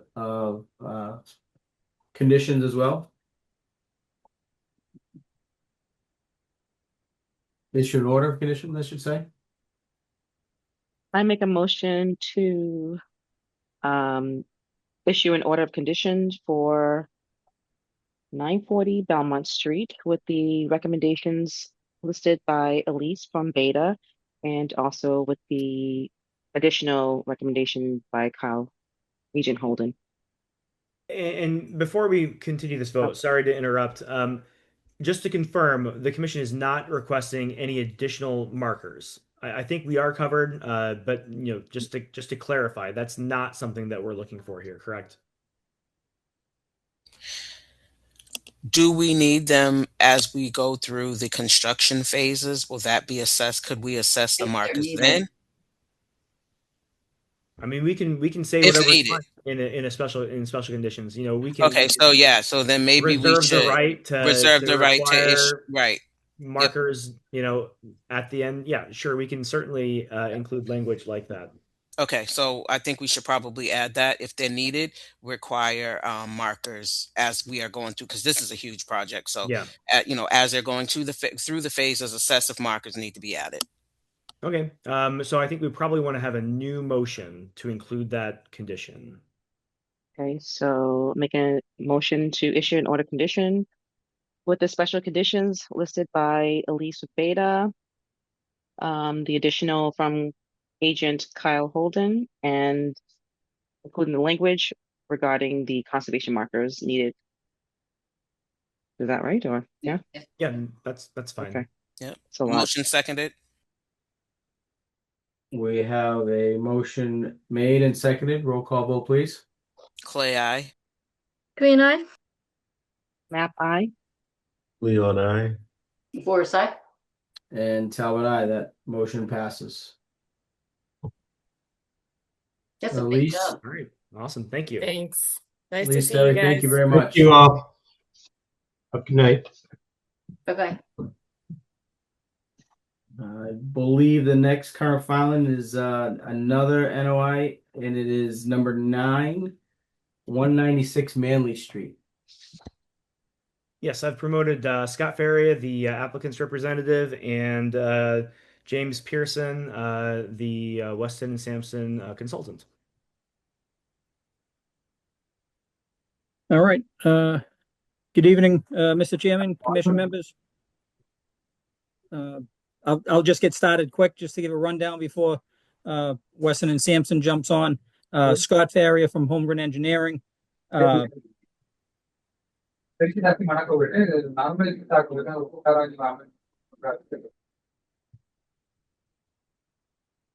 not sure where that's coming from. Turn your TV down, Scott. I don't have a TV on. No, I think it's been solved. Thank you. Okay. All right. Again, Scott Farrier from Holmgren Engineering, 196 Manley Street. We've been kind of kicking the project around with the commission for a couple of years. We received an order of conditions back at the end of 2019. The site was constructed some point around 21 or 22. I'll say 22, we requested certificate of compliance. It kind of laid dormant for a while. About a year ago or so, we brought it back up. We had a site visit with the commission at the time. I believe we all met on site and walked around, and there were a few issues with the site as constructed where it wasn't constructed exactly according to plan. So in requesting the certificate of compliance, we agreed that we should file an after the fact notice of intent to permit the work that was actually built out there. As you folks remember, along the, I'll call it the southern side of the building, they laid a sewer line and did some clearing between the building and the buffer zone that encroached in the 25-foot buffer zone. So we talked about that. We met Brad Holmes, our botanist out on the site. He did some planting. So we kind of resolved that work issue that wasn't previously permitted in this after the fact notice of intent. There was also some modifications to the drainage system that we also wanted to cover in this notice of intent. So I think what we're looking for tonight, after going through the review with Weston and Sampson, is for the commission to issue an after the fact order of conditions, I guess, to permit the work that was already done. Once that is taken care of, tomorrow we'll file for a certificate of compliance to get a certificate of compliance, hopefully at the next meeting. So that's kind of the short and long history of it. I'm sure James can add on to it from Weston and Sampson if he'd like, but that's all I have to say on that one, Mr. Chairman. Scott, thank you very much. James? Yes, thank you for introducing me here. So I'll just go really briefly through what we did as far as our review, just for the sake of time, because I know we have a lot of things on the agenda. So we looked at the project from a couple of different aspects. One of them was the stormwater compliance, and then with regard to other wetland regulatory compliance issues. So the applicant's engineer had submitted as-built plans. We performed a site inspection to compare the as-built plans with existing conditions in the field. At the time we did our inspection, we had noted that there were some minor discrepancies between the plan and what we were seeing, and so we reported those in our initial review letter. There were also some minor differences that we noted between the approved plans and the approved plans. So I talked about the as-built just a second ago, but there was also differences between the approved plans and the as-built conditions. And so for that reason, we also asked the applicant to provide calculations to demonstrate that the as-built system would perform as required based upon the approval. So we had a couple of rounds of comments that went out in a couple of different letters, and the long and the short of it is, I think we've now arrived at a point where we're able to iron out those discrepancies and those concerns. So what they have submitted to us now has been an as-built that reasonably conforms to what's been built, and they've submitted a set of stormwater calculations that demonstrate that the system seems to perform in compliance. As far as other regulatory issues, as I'm sure the commission's well aware, there was an enforcement order issued because there was a sewer line that was built along the south side of the building, and it disturbed some areas in the buffer zone, and that had not been permitted with the original approval. So there had been a restoration plan that was required, and so we reviewed that, and after some back and forth with the applicant, we've now arrived at a place where they've submitted a restoration plan that conforms with what's required. So at this point, they've addressed all the comments that we had in the different letters that we had submitted. We just had a couple of special conditions we had recommended with our last letter. One of them was that we would suggest to the commission they might consider having a condition for monitoring over multiple growing seasons for the buffer zone enhancement area. And another thing they could consider doing is having a condition for oversight of the plant installation by a qualified wetland scientist. So those are really the only remaining items we had. So if anyone has any questions, I can go ahead and take those. James, thank you. Kyle, you got something? Yeah, I've got just a couple questions.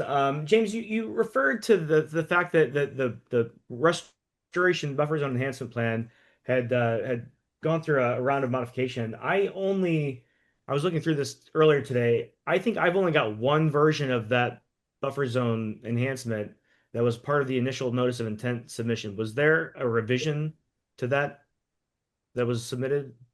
Scott, are you aware of another one? Boy, to my recollection, I think what we submitted from Brad Holmes was, I think we went we went through it a little bit with the commission after our site visit. I think you even met Brad out on site, I believe, Kyle. But that was all before this submission. I think this submission, the the restoration plan that we submitted, I think that is the plan of record. Okay. All right. Well, that's fine. I just wanted to make sure that as I issue the order, I need to be Yep. referencing the correct document. So, Yep. You've got it. Okay, great. Thank you.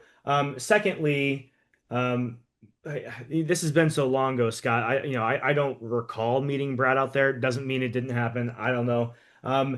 The restoration plan that I've got pulled up here basically has plantings. I may just share my screen so the commission can Please. see this here. So one moment, let me do that.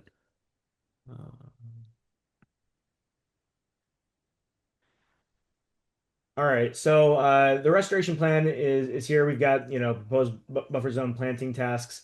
We're really looking at some woody plants that are planted along the property line over here to the west portion of the site, then a few over Agreed. here to the eastern portion. That sewer line that was brought up earlier that went behind Yep. the southern portion of the building is here. Yep. We've already kind of reviewed that. The commission did not express any interest in, requiring that to be removed or relocated or whatever. Basically, we were fine with this being here, but we just wanted to go through this after the fact permitting process. That clearing goes basically right down, the unpermitted clearing that was associated with the installation of the sewer line basically goes, feet away from the wetland line. What kind of access is needed for maintenance and just access of this sewer line? Is there any way that any restoration could be done in this portion of the site? And again, we're just looking at woody vegetation here and up here. I don't recall ever really looking at this plan previously. We may have already gone through all of this. Yeah. I just don't recall, and if you need, it looks like there's about 12 feet between the building and the limit of Yeah. clearing now. Is that more than is necessary strictly? Do we need 12 feet? It has been a while, Kyle. I agree, but I think we discussed it a little bit at the site, and there was plenty of people there, so you might have been on the other side of the property at the time. But the feeling was to do any kind of plantings right there, have the potential in 10 years or 20 years to impact the sewer line. Right, and that's not the so goal, obviously, yeah, with the roots and everything. So exactly. So that's why we figured let's just leave what's there now for vegetation and do the plantings, on the front of the site and the back of the site, and leave alongside the building as it is now, just so it won't cause any issues in the future with the sewer line. Okay. So, we'll throw that back to the commission. This plan is it's very constrained here, and I'll totally agree with you, Scott, there. One thing that could be done, this is grassed and maintained as grass. Yep. One thing, avoiding, big trees and shrubs is one thing, but, this could be, planted to some sort of conservation mix as well, that can be maintained, not mowed, maybe mowed once a year or something like that. That could be an A option condition. here. Yep. So Agreed. well, I'll defer that to the commission if we want to look at something like that. The big concern and the reason this went out to the peer review was for that stormwater compliance, and I think that Agreed. that bit of this 100%. I agree with the consultant that's been addressed. But if the commission wants to see additional, you know, something else here other than grass, that could be an option that we could stipulate as a special condition. And that's really all that I've got at this time. So thank you. Okay. Joyce? Mr. Pearson, would you mind repeating the two special conditions that you had? I was just looking through your report and I didn't see them. So one was the monitoring of the buffer zone. Yeah. I'd be happy to repeat that. Yeah. So one of them was we were recommending monitoring over multiple growing seasons for the buffer zone enhancement area. Yep.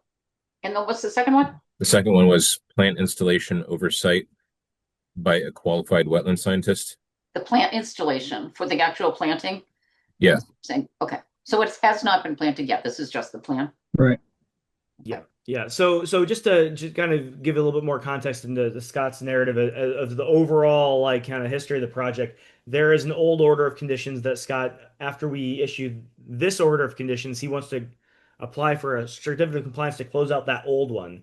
Okay. This one that we Okay. would be voting on tonight Yes. would still be active over the duration of the time that's required to monitor this restoration of the buffer zone. No new work is really proposed with this notice of intent that we're looking at now, outside of that buffer zone enhancement with those plantings.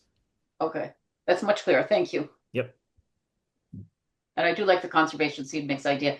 I mean, I don't know if you have to get access to manhole covers or anything, or Well, that's the thing, this, there are manhole covers through there, but that wouldn't, you could drive over that, that conservation seed mix Yeah. area with whatever you need, whenever you need to access it. Just a thought.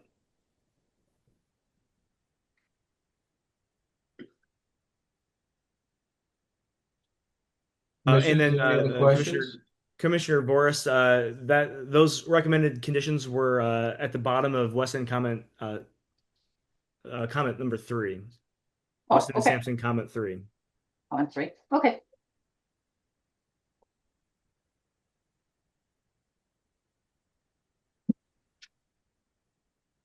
Kyle, this being an after the fact, I don't know why I asked for perhaps fact order conditions. Is this a public hearing? It is a public hearing, yes. Is there anybody in the public that would like to speak? I don't see anybody. I don't see any hands raised. Okay. Commissioners, anything?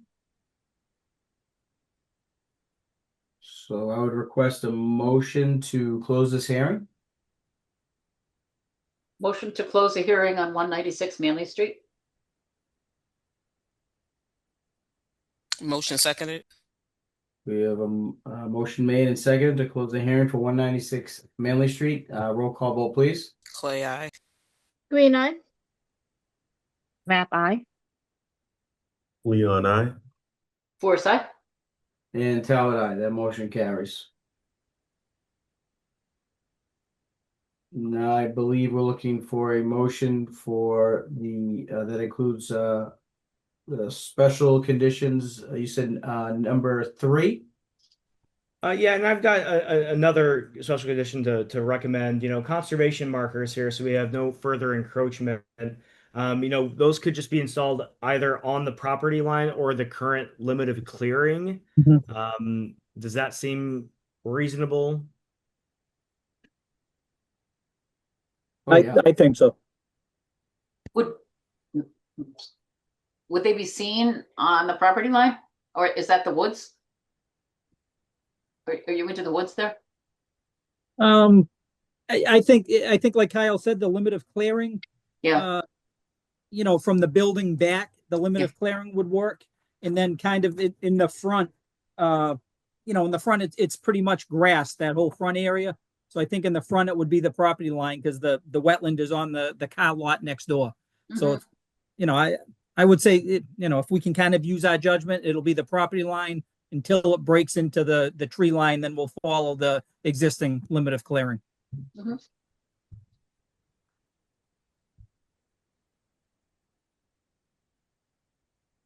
Kyle's talking. Sorry, I was talking. I was muted. Are we looking at conservation markers that would be similar to what we've, the standard that we've been using for this type of thing would be like what we used at that car wash out at 710 Oak Street, something similar to that? I think that'd be good.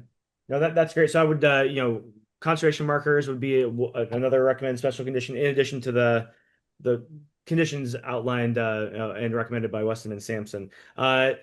We have pretty standard monitoring language. I'll just pull that from one of the other orders that we've recently issued, but that would include a report from a qualified scientist that's overseeing that installation, and then subsequent reports for at least 2 full growing seasons after the initial plantings.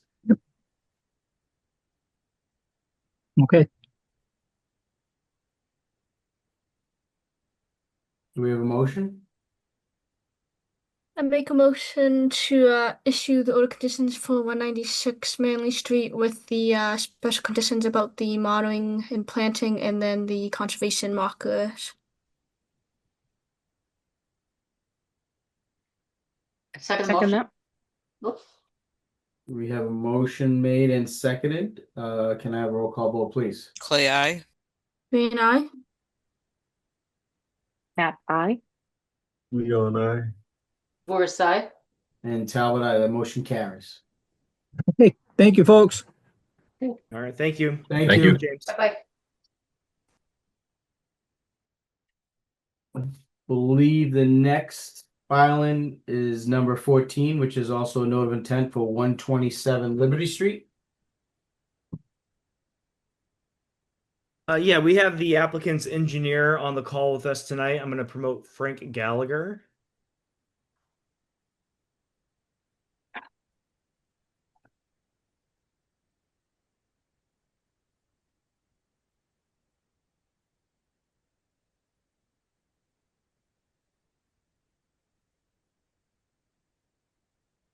And I guess I can kind of chime in here. So Frank and I have met since our last Conservation Commission meeting, and kind of reviewed the requirements that the commission has. This is another after the fact notice of intent dealing with work that was never officially permitted by the commission at the lot 127 Liberty Street.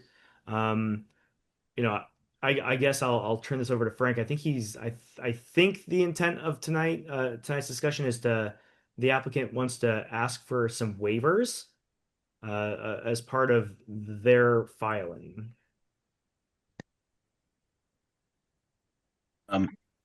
Okay. Good evening, Frank. everyone. Well, actually, the only waiver I think we were going to ask for was the original filing that we made, which was quite some time ago, and the original approval that we got called for planting some trees around the isolated wetland area that we have on the site. And this site, what we've got is it's a contractor's yard, so it's been used as that for several years now. But there's one area in the middle of the site that's got a retaining wall all around it, and it has an isolated wetland contained within that retaining wall. And originally, the commission permitted the planting of evergreen trees around that isolated wetland area. They weren't ever planted. And so I did show them on the most recent plan that I submitted. And I showed them as having been called for by the prior notice of intent, but not having been put in place, and then a note on the plan requesting that we not put them in place. If you look at the site plan, what you see is, as I said, a retaining wall that's enclosed. It's essentially circular, and within that is the isolated wetland area. And there's, anywhere from a 4 to, I think, as much as maybe a 9 or a 10-foot drop from the retaining wall down to the area that's the isolated wetland. So there's no, there's really no protection offered to the wetland by planting the trees. It was called for to plant pine trees, so they're not something that's really there to, create an enhancement to the wetland. The retaining wall that's around it really provides pretty much, I think, all the protection that's needed. So we are asking that the commission waive that requirement for planting those pine trees. Other than that, just like Kyle said, this is a plan that's submitted to doesn't even really propose new work. It just shows existing work that hadn't been previously permitted that needs to be permitted. And then along with the proposed work, we submitted some reports. The isolated wetland area that I just referenced has a wildlife corridor that attaches it to the larger bordering vegetated wetland on the site. It's a concrete box culvert that allows for animals to pass from the BVW into that isolated wetland and back. Um, so the commission asked for essentially a report to see whether that wildlife corridor was functional and whether it was working and whether it was actually being used. So we did submit a report that that showed evidence that it was being used. There's, animal tracks there, and so that was one thing. We also submitted a report uh, that addressed the plantings within the. We had to create compensatory storage for some floodplain that had been filled in. So we did do that.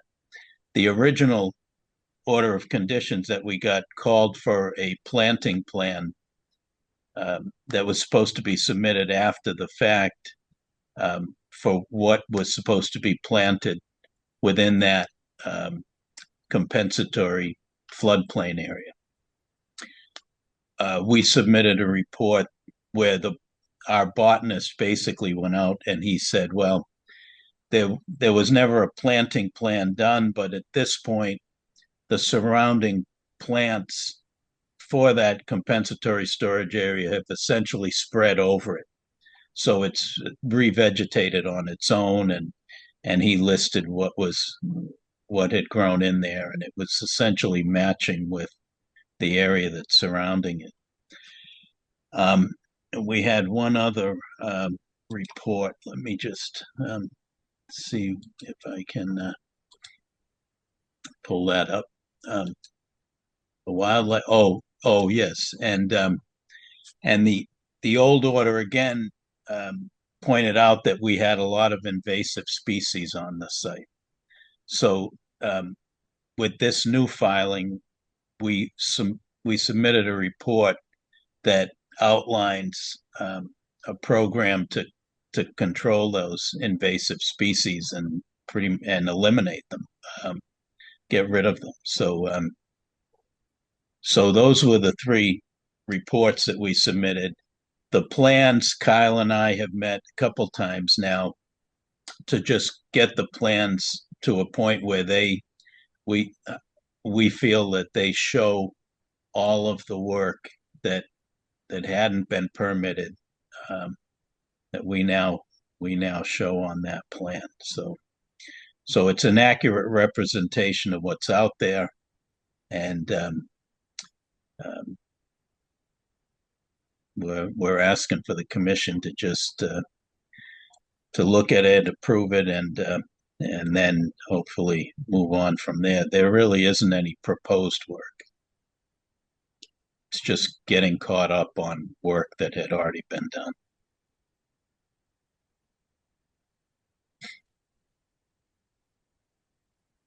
Frank, thanks. Kyle? Yeah, sure. Thanks. Thank you, Frank, for that summary. And yeah, there are big. There were five big asks, right? And Frank kind of reviewed all of those. And I'll just kind of talk about all five of those asks from my perspective. So uh, the site plan that's the most recent site plan that Frank submitted. Generally, I agree. Kind of has met the requirements or the asks that we've asked for, and that's basically to document all the things that the commission hasn't already previously approved. Frank, I know you're wanting to get an order of conditions tonight. If that does not happen, I would like to have you take another pass at this plan and use a color to show. I know you have text boxes that say this was not previously approved and that was not previously approved, but it's still you've got to dive into this plan to kind of see what we're talking about. I think it would be great if you could just change the base color for those items so we can just see at a glance. It's the retaining wall from this point down to this point, these storage containers, etc. But in general, I agree that the site plan does reflect the work that that hadn't previously been approved. So thank you for making those revisions.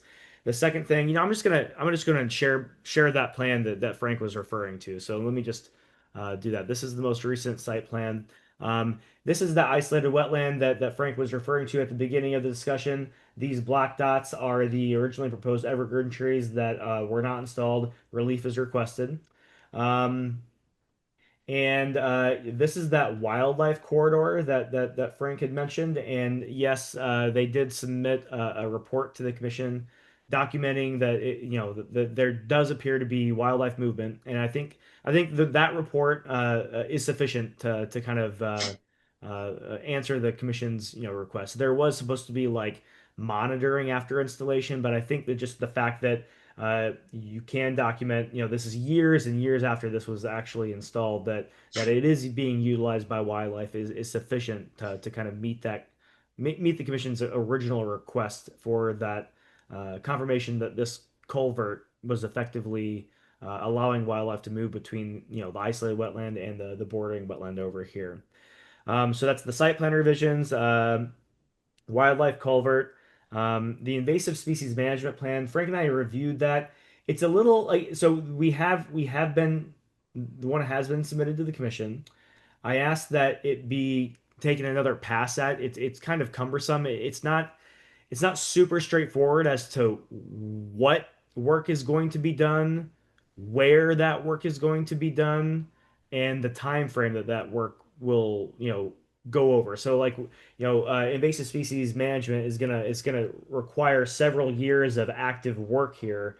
And I know Frank mentioned at the very closing of his statement that, we're not really permitting new work, but this new order of conditions that ultimately the commission will issue will also kind of be the binding document for that invasive species management. So that invasive species management will be required under this new order of conditions. So it's not that we're going to issue a new order of conditions and the applicant can immediately come and file for a certificate of compliance for that. So there is work, but it's not like new construction. It's just basically invasive species management. Um, and then finally, the last thing was the bordering, the impact of the floodplain. And, the applicant is stating that they think they've met the requirements, of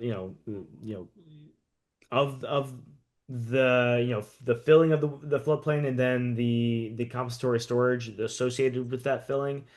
And all the documentation that they've provided to the commission refers to square footage of impact. And, when you're dealing with the floodplain, we're not concerned necessarily about the square footage of area, but we're concerned about the volume.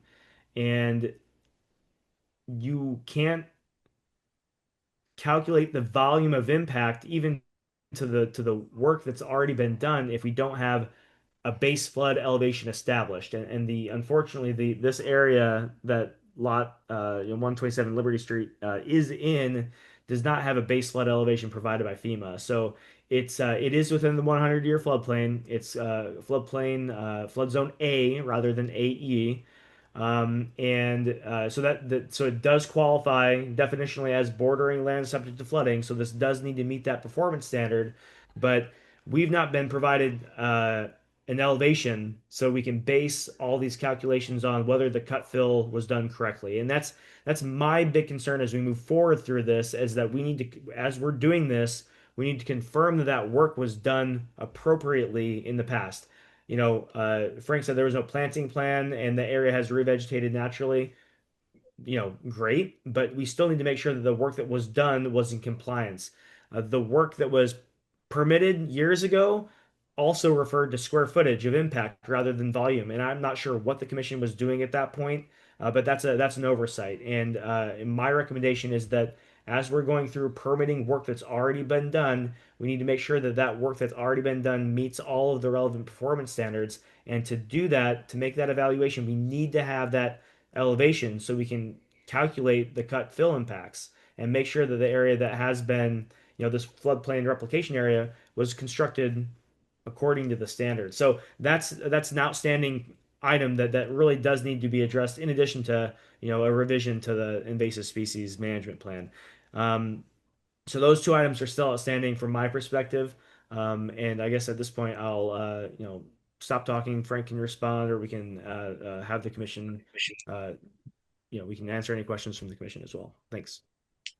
Um, just just on the issue of the floodplain and trying to establish an elevation, um, that FEMA has different categories, and in this particular case, they don't assign an elevation to the area that we're working on. Just like Kyle said, to actually establish an elevation there, um, that's a lot of work.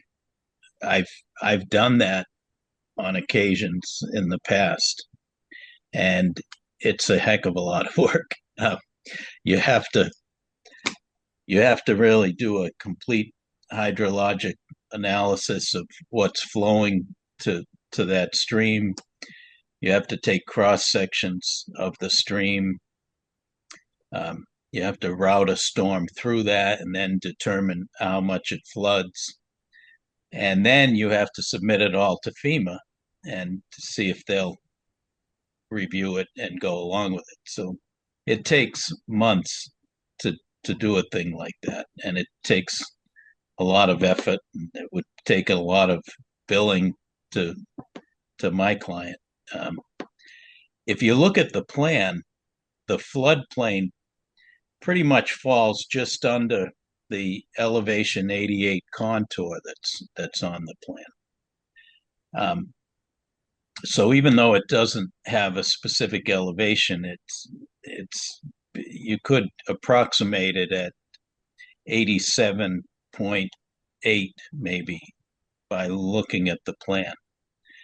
And so even though what in the past it was only dictated in square footage rather than cubic feet, which is really what you want if you're filling in an area and recreating it, just to make sure they're equal. What we've done is we've shown the area that was filled in, and then we've shown the area that we pulled back and recreated floodplain. And it's actually the amount that we've created is substantially more. It's along the lines of 2 to 1 compared to what was filled in. So, even if we're not right, right to the penny on volumes, I think we still meet the performance standard because we've shown 2 to 1 as far as what we've recreated versus what was filled in. So, just strictly looking at the performance standard, I think we've met it myself. And I think we could say that without going through that huge exercise of trying to establish an elevation.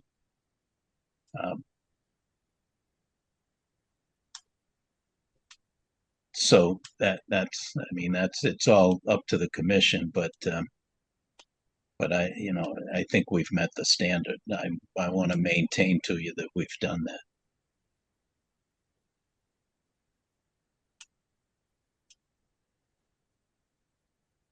Kyle? I mean,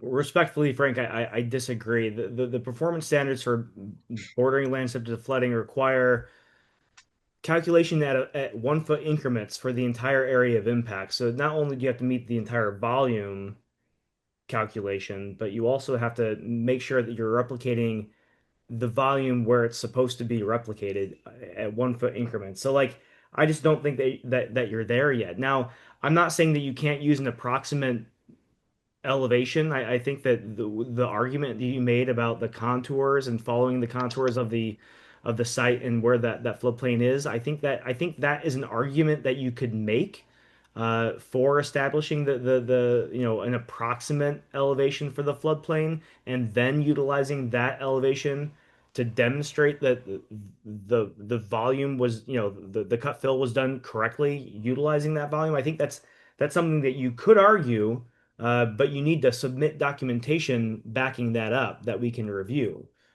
We don't have any of that documentation now. So, again, ultimately, you are correct that this is up to the commission. My recommendation would be, Frank, submit a document to the commission formalizing that argument about, this is the approximate flood elevation, and provide the corresponding calculations utilizing that elevation. Okay. Well, we did, you know, one of the prior revisions that we submitted included a cover letter that did specify what, the flood calculations and the filling and the replication. So Okay, so we can look at that, coming up. I don't know that that's really worth our time tonight. I'm not prepared to recommend that everything's above board and the standards are met this evening. So, um, we can certainly revisit that, Frank, and we can touch base here. But outstanding items as far as I'm concerned are we need to shore up this bordering land subject to flooding issue with the compensatory storage, and then I would like to see a revised invasive species management plan. In addition to revision of the text that we spoke about, like I would like to see like where on the site plan are we planning on doing the invasive species treatment? Like it's not clear like the extent of that area for the invasive species management. Are we just looking at the area within the isolated wetland? Are we just looking at the area to the west of the site? Are we just looking to the area to the south of the existing building? I don't know where we're treating the invasives. Are we treating every invasive throughout the entire site? Like I don't know the extent of that work. So we need to kind of look at that as well. And I think that's important to determine that before we move forward and require that work to be done. Because at the end of this, you don't want, a whole new commission in 5 years to say, well, I see invasive, I see Japanese knotweed behind this building. Why wasn't that ever treated? You're never going to get a certificate of compliance because the work was never done. We need to quantify exactly what the expectations are. So, an entirely new set of eyes can look at this and say, okay, all these boxes are checked, everything was done, we're good to go. So I think yeah. there's more detail needed in that invasive species management plan as well. Let me just see if maybe I could offer this. What if we what if we conditioned this to say that our while our botanist who created the report would be working along with the people that were actually doing the treatment for the invasive species. We could, have him on site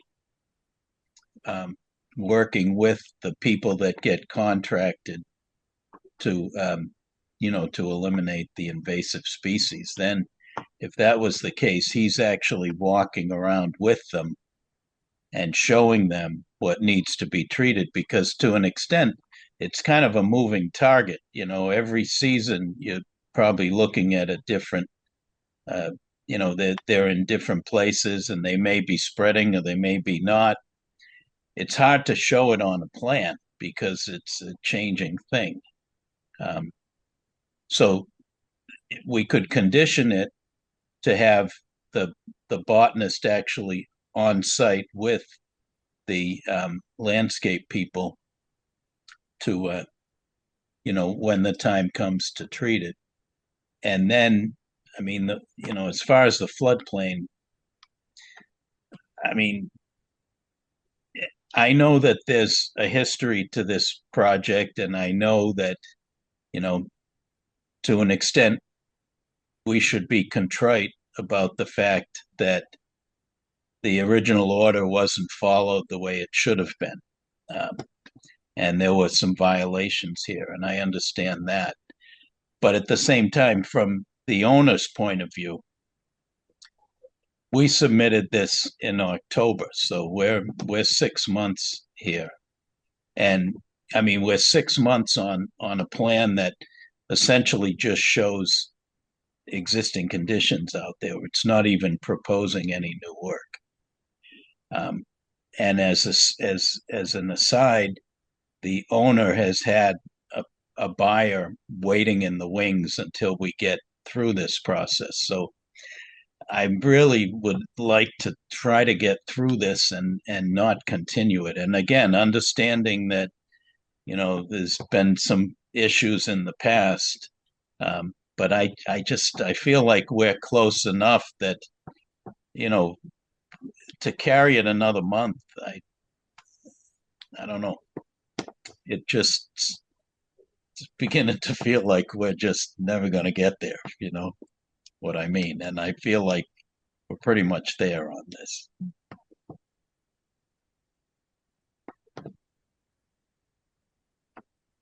Joyce?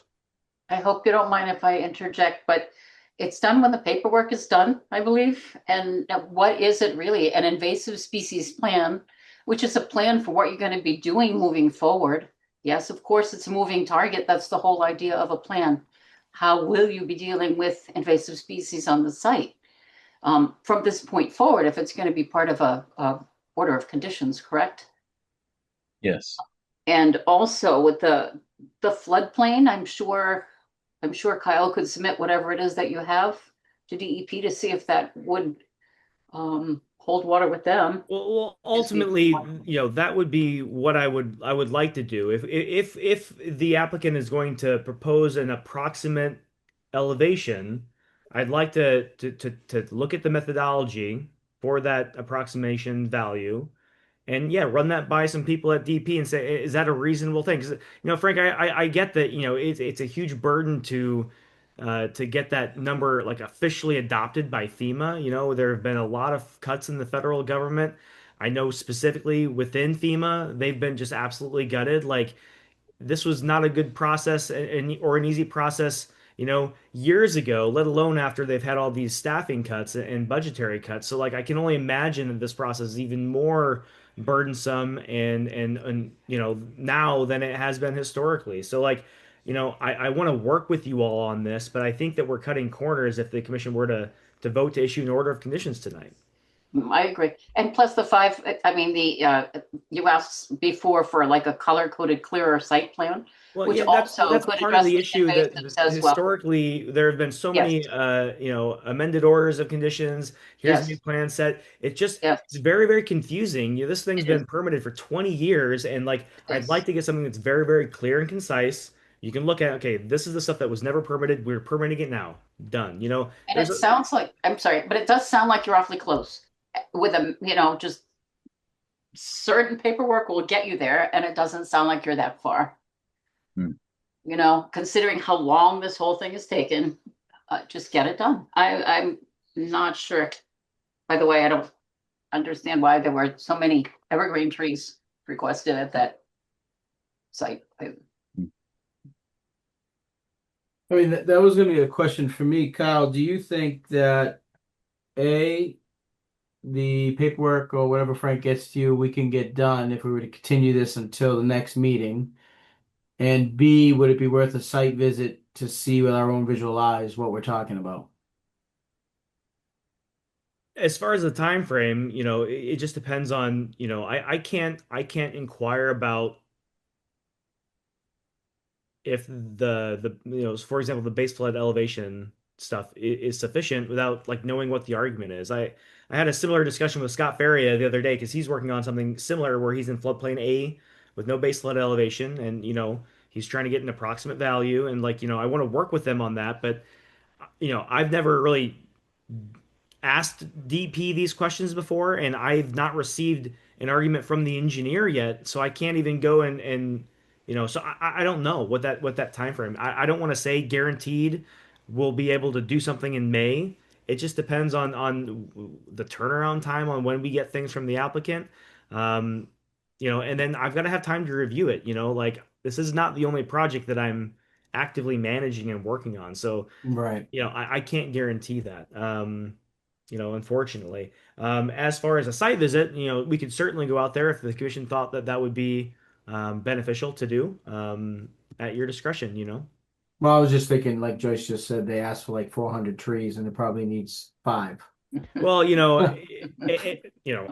yeah, those trees, I'm not sure what the reasoning behind those were at all. I don't know if there's much appetite on the commission's end to require those now, but that's something that was required originally that didn't get installed. So that was noted when the applicant came for their certificate of compliance request as something that never was constructed. So, if the commission chooses to waive that requirement, that's completely within your purview. I don't think that really has an impact on the performance standards for any of the relevant resource areas, and so that's totally up to the commission.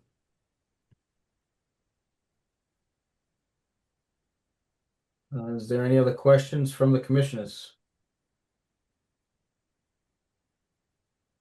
And comments? My comment would just be, I don't feel comfortable issuing an order of conditions tonight.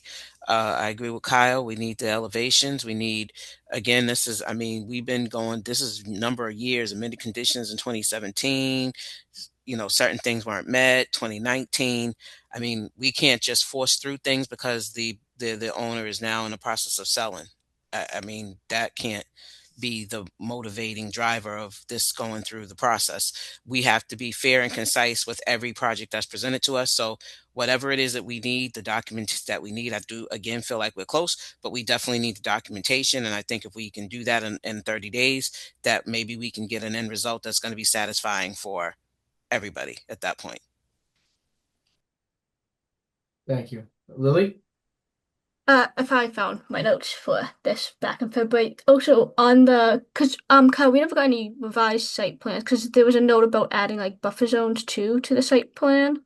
Yeah, no, those have been added to the current plan set that I shared earlier. So Okay. yes, it may not be. I think it's in the file, but yeah, There's a there's lot a in the there's a current files. site plan that's dated March 27 of this year that has the buffer zones on there. So that was one of the comments that I think Joyce made several months ago. So those have been added to the plan.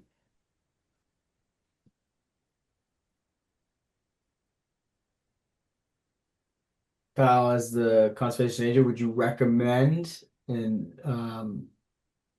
moving this to the May meeting and trying to work something out with Frank?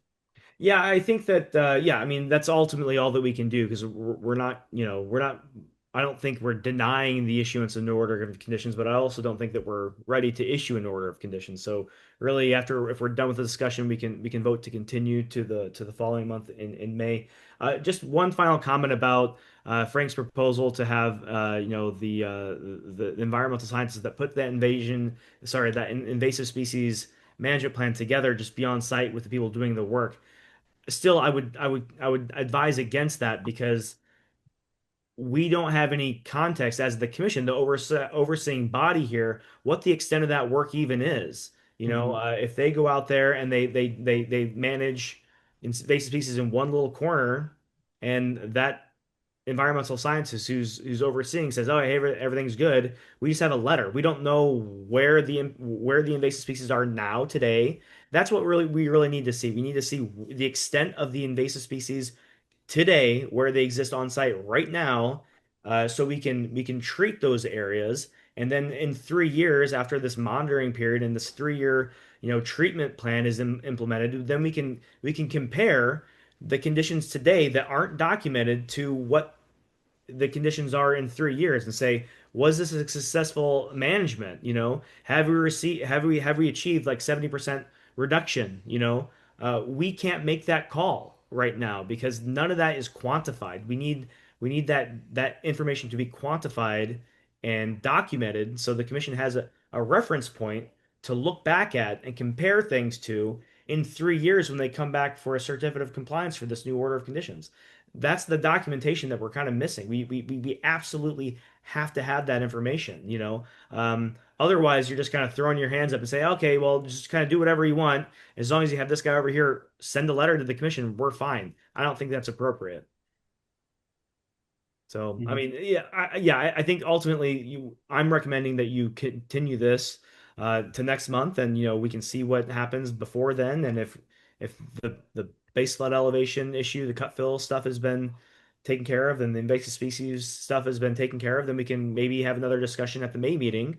But if those things haven't been submitted, just continue it to the June meeting and so forth until, you know, uh, we're ready to have another full discussion. But those are the two outstanding things that I think still need to be addressed.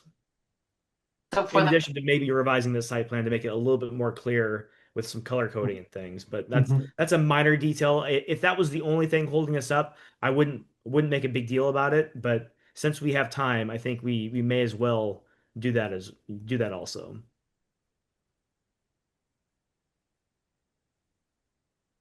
Joyce, did you have something to say? No, I just wanted to make sure for the purposes of the minutes, because the minutes are the legal document that demonstrate what is expected. It would be the cut fill floodplain calculations, correct? Based Yeah, on however and some sort of documentation with the applicant's assertion as to what the approximate base flood baseline elevation and is. how that was determined. Yep. Yeah. And then it would be a current invasive species condition as well as a plan for controlling that. Yeah, we already have a management plan. It's very loosey goosey. It's not very detailed. It doesn't lay out like year one we're doing X, Y, and Z. Year two we're doing this, and it doesn't also have the scope where the existing invasives are. And so I think all that's important information to include in the management plan. Mr. Gallagher, that's not a really heavy lift, right? No. The only question I have is if we want to mention, Mr. Gallagher mentioned of waiving of those trees around that pond area. Do we want to discuss that, or would like to continue that as well into the May meeting, May 20th? I think that if we are looking at, revising that plan set anyway to be more clear as to what work has been approved and not with color coding, if the commission doesn't want to require those can be just removed from the proposed plan set altogether. So if that's a decision you all are prepared to make tonight, I say, make that call, make that decision, and we can have the plan set updated accordingly. And Mr. Gallagher, you did say that there was native plantings that regrew on their own Yeah, in That the was for area. a different location, though, Yeah. Commissioner Oh, Forrest. He was speaking with those but the native plants isolated. that have kind of filled in the area was for the floodplain restoration Yeah. area Oh, rather I thought than it the was the isolated. isolated I thought it vegetated was the wetland. isolated. Okay. Okay. Yeah, if you don't mind, I can show you on the map that I've got here those two different areas just so it's maybe a little bit more clear for you. So, the area where the evergreen trees were originally required were around the interior of this isolated vegetated wetland, And and that has those a were never retaining wall, installed. What's but that? that has a retaining wall, right? Yeah, there's a Yes. retaining wall. That's the kind of this kind of line around the outside here, and then the black dots are approximately the locations of these evergreens that were never installed. The area this is the floodplain replication area, and this is the area that has more or less been revegetated naturally from surrounding vegetation in this area. So this Okay. is the area that Frank was speaking to about the kind of that Mhm. has been naturally kind of grown back in. Mhm. Okay. Thank you.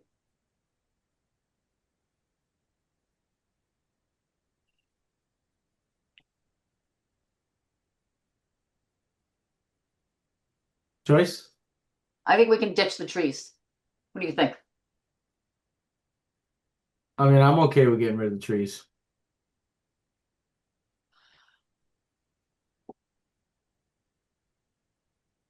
I agree. I agree. There's a lot of tree dots. Hmm. All right, well, great. So we can when we revise the plan set, Frank, to with clear color coding, Mhm. we can just remove that layer with just the trees and that text box. Yeah, all right. So this is a notice of intent, so I don't see anybody in the attendees that wants to speak. Is that correct? Yeah, we have no more attendees viewing or attending the meeting tonight live. Do we need a motion to close? Oh, we're not issuing a order of conditions, so we do We're not need to continuing. close. We're Yeah, we continuing, just right? need I need a motion to continue to the May 20th meeting.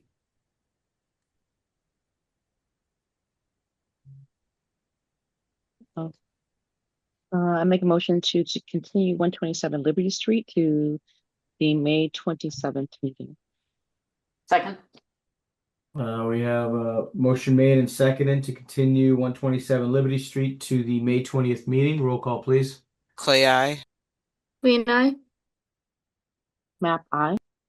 Leon, I. First I. And Talbot, aye. Mr. Gallagher, thank you for your time tonight. Okay, thank you.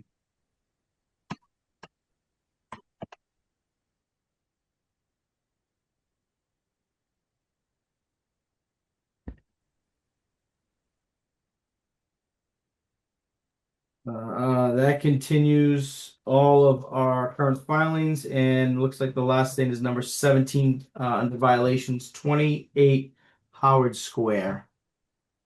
Yeah, I can give the commission a quick update. I don't see the property owner or their representative on the call tonight to speak to this, which was a requirement in the enforcement order that was issued. The commission voted to issue this enforcement order to 28 Howard Square and a related enforcement order to the abutting property at 24 Howard Square at our previous meeting. I have issued both of those enforcement orders, and I've spoken to both property owners since the last meeting. The owner of 24 Howard Square came into my office, and they were going to work with, hopefully, the owner of 28 Howard Square to resolve the enforcement action with them, because it's pretty it's it appears to be that the work that was done on 28 Howard Square just crossed the property line and extended into 24 Howard Square. There's no easy access from the residence. It's a very long lot, 24 Howard Square. There's no easy access from the residence and the usable yard space of 24 Howard Square to get back to the area where the violation occurred. And the violation that has occurred just appears to be an extension of the same violation that originated at 28 Howard Square. So the way I drafted both of these enforcement orders is that I put verbiage in there that allowed, one or the other to work, for them to work together and submit one restoration plan for both properties, assuming both property owners were, agreeable to that. So the property owner at 24 Howard Square was going to have a discussion with the 28 Howard Square folks to see if they would just handle all of this. I don't know how that conversation went, but after I spoke to 24 Howard Square, I told him, kind of advise him on next steps. And I also said that he didn't need to come to this meeting tonight because we had already kind of had that discussion. So that's how 24 Howard Square was resolved. It's still obviously an issue that needs to be resolved, but I did not require their attendance tonight. However, 28 Howard Square hadn't spoken to them yet. As of last Friday, though, I did go out on site with a couple other inspectors from the city and spoke to one of the property owners there. And they said they were going to be at the meeting tonight. And they also expressed interest in not abiding by the order. The order requires a restoration plan to be submitted for the impacted 25-foot riverfront area that is currently. I don't think it's been replanted this year, but it's currently a large garden that's right up to the bank of the waterway. And they expressed interest in just not doing anything and letting it revegetate naturally, and just putting kind of a fence up at the 25-foot line at the property and just kind of ignoring the rest of it. I told them they could attend the meeting tonight and make that pitch to the commission, but as of then and as of right now, the order stands. It's a valid enforcement order that the commission issued. So they are bound to that order, and if they decide not to show up and have that conversation with the commission, then we'll just proceed as would be normal with an enforcement order. They have a deadline, which I think is June or July, to get that restoration plan into the commission for review and approval. And if they don't meet that deadline, then we will proceed as we normally do with enforcement through the courts. Yeah, Kyle, I think you're right. I think when we talked, you said that will give them to the July 15th meeting to propose to the commission on what their restoration plan is. Yeah, I mean, I don't have the date here. I think that the requirement date might have been in June, which was the filing deadline for the July meeting or something along those lines. Just for the record, let me pull this up real quick and I will read off that deadline in the enforcement order. So this is the order that was issued on March 10 to the several owners of 28 Howard Square. And we did require their attendance at tonight's meeting. They did not attend. And we require a restoration plan for the 25-foot riverfront area to be submitted to the commission for approval prior to June 24, 2026, which is over 3 months from the date that I issued the enforcement order.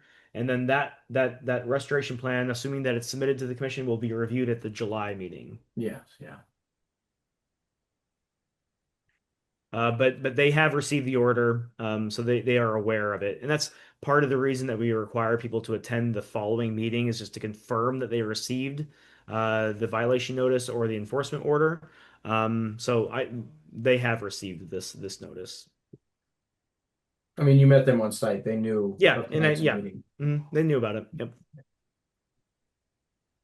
All right. I mean, there's no action here required by the commission, just an update. I'm not going to put this on the agenda next week unless they reach out to me and actively want to have a discussion with the commission.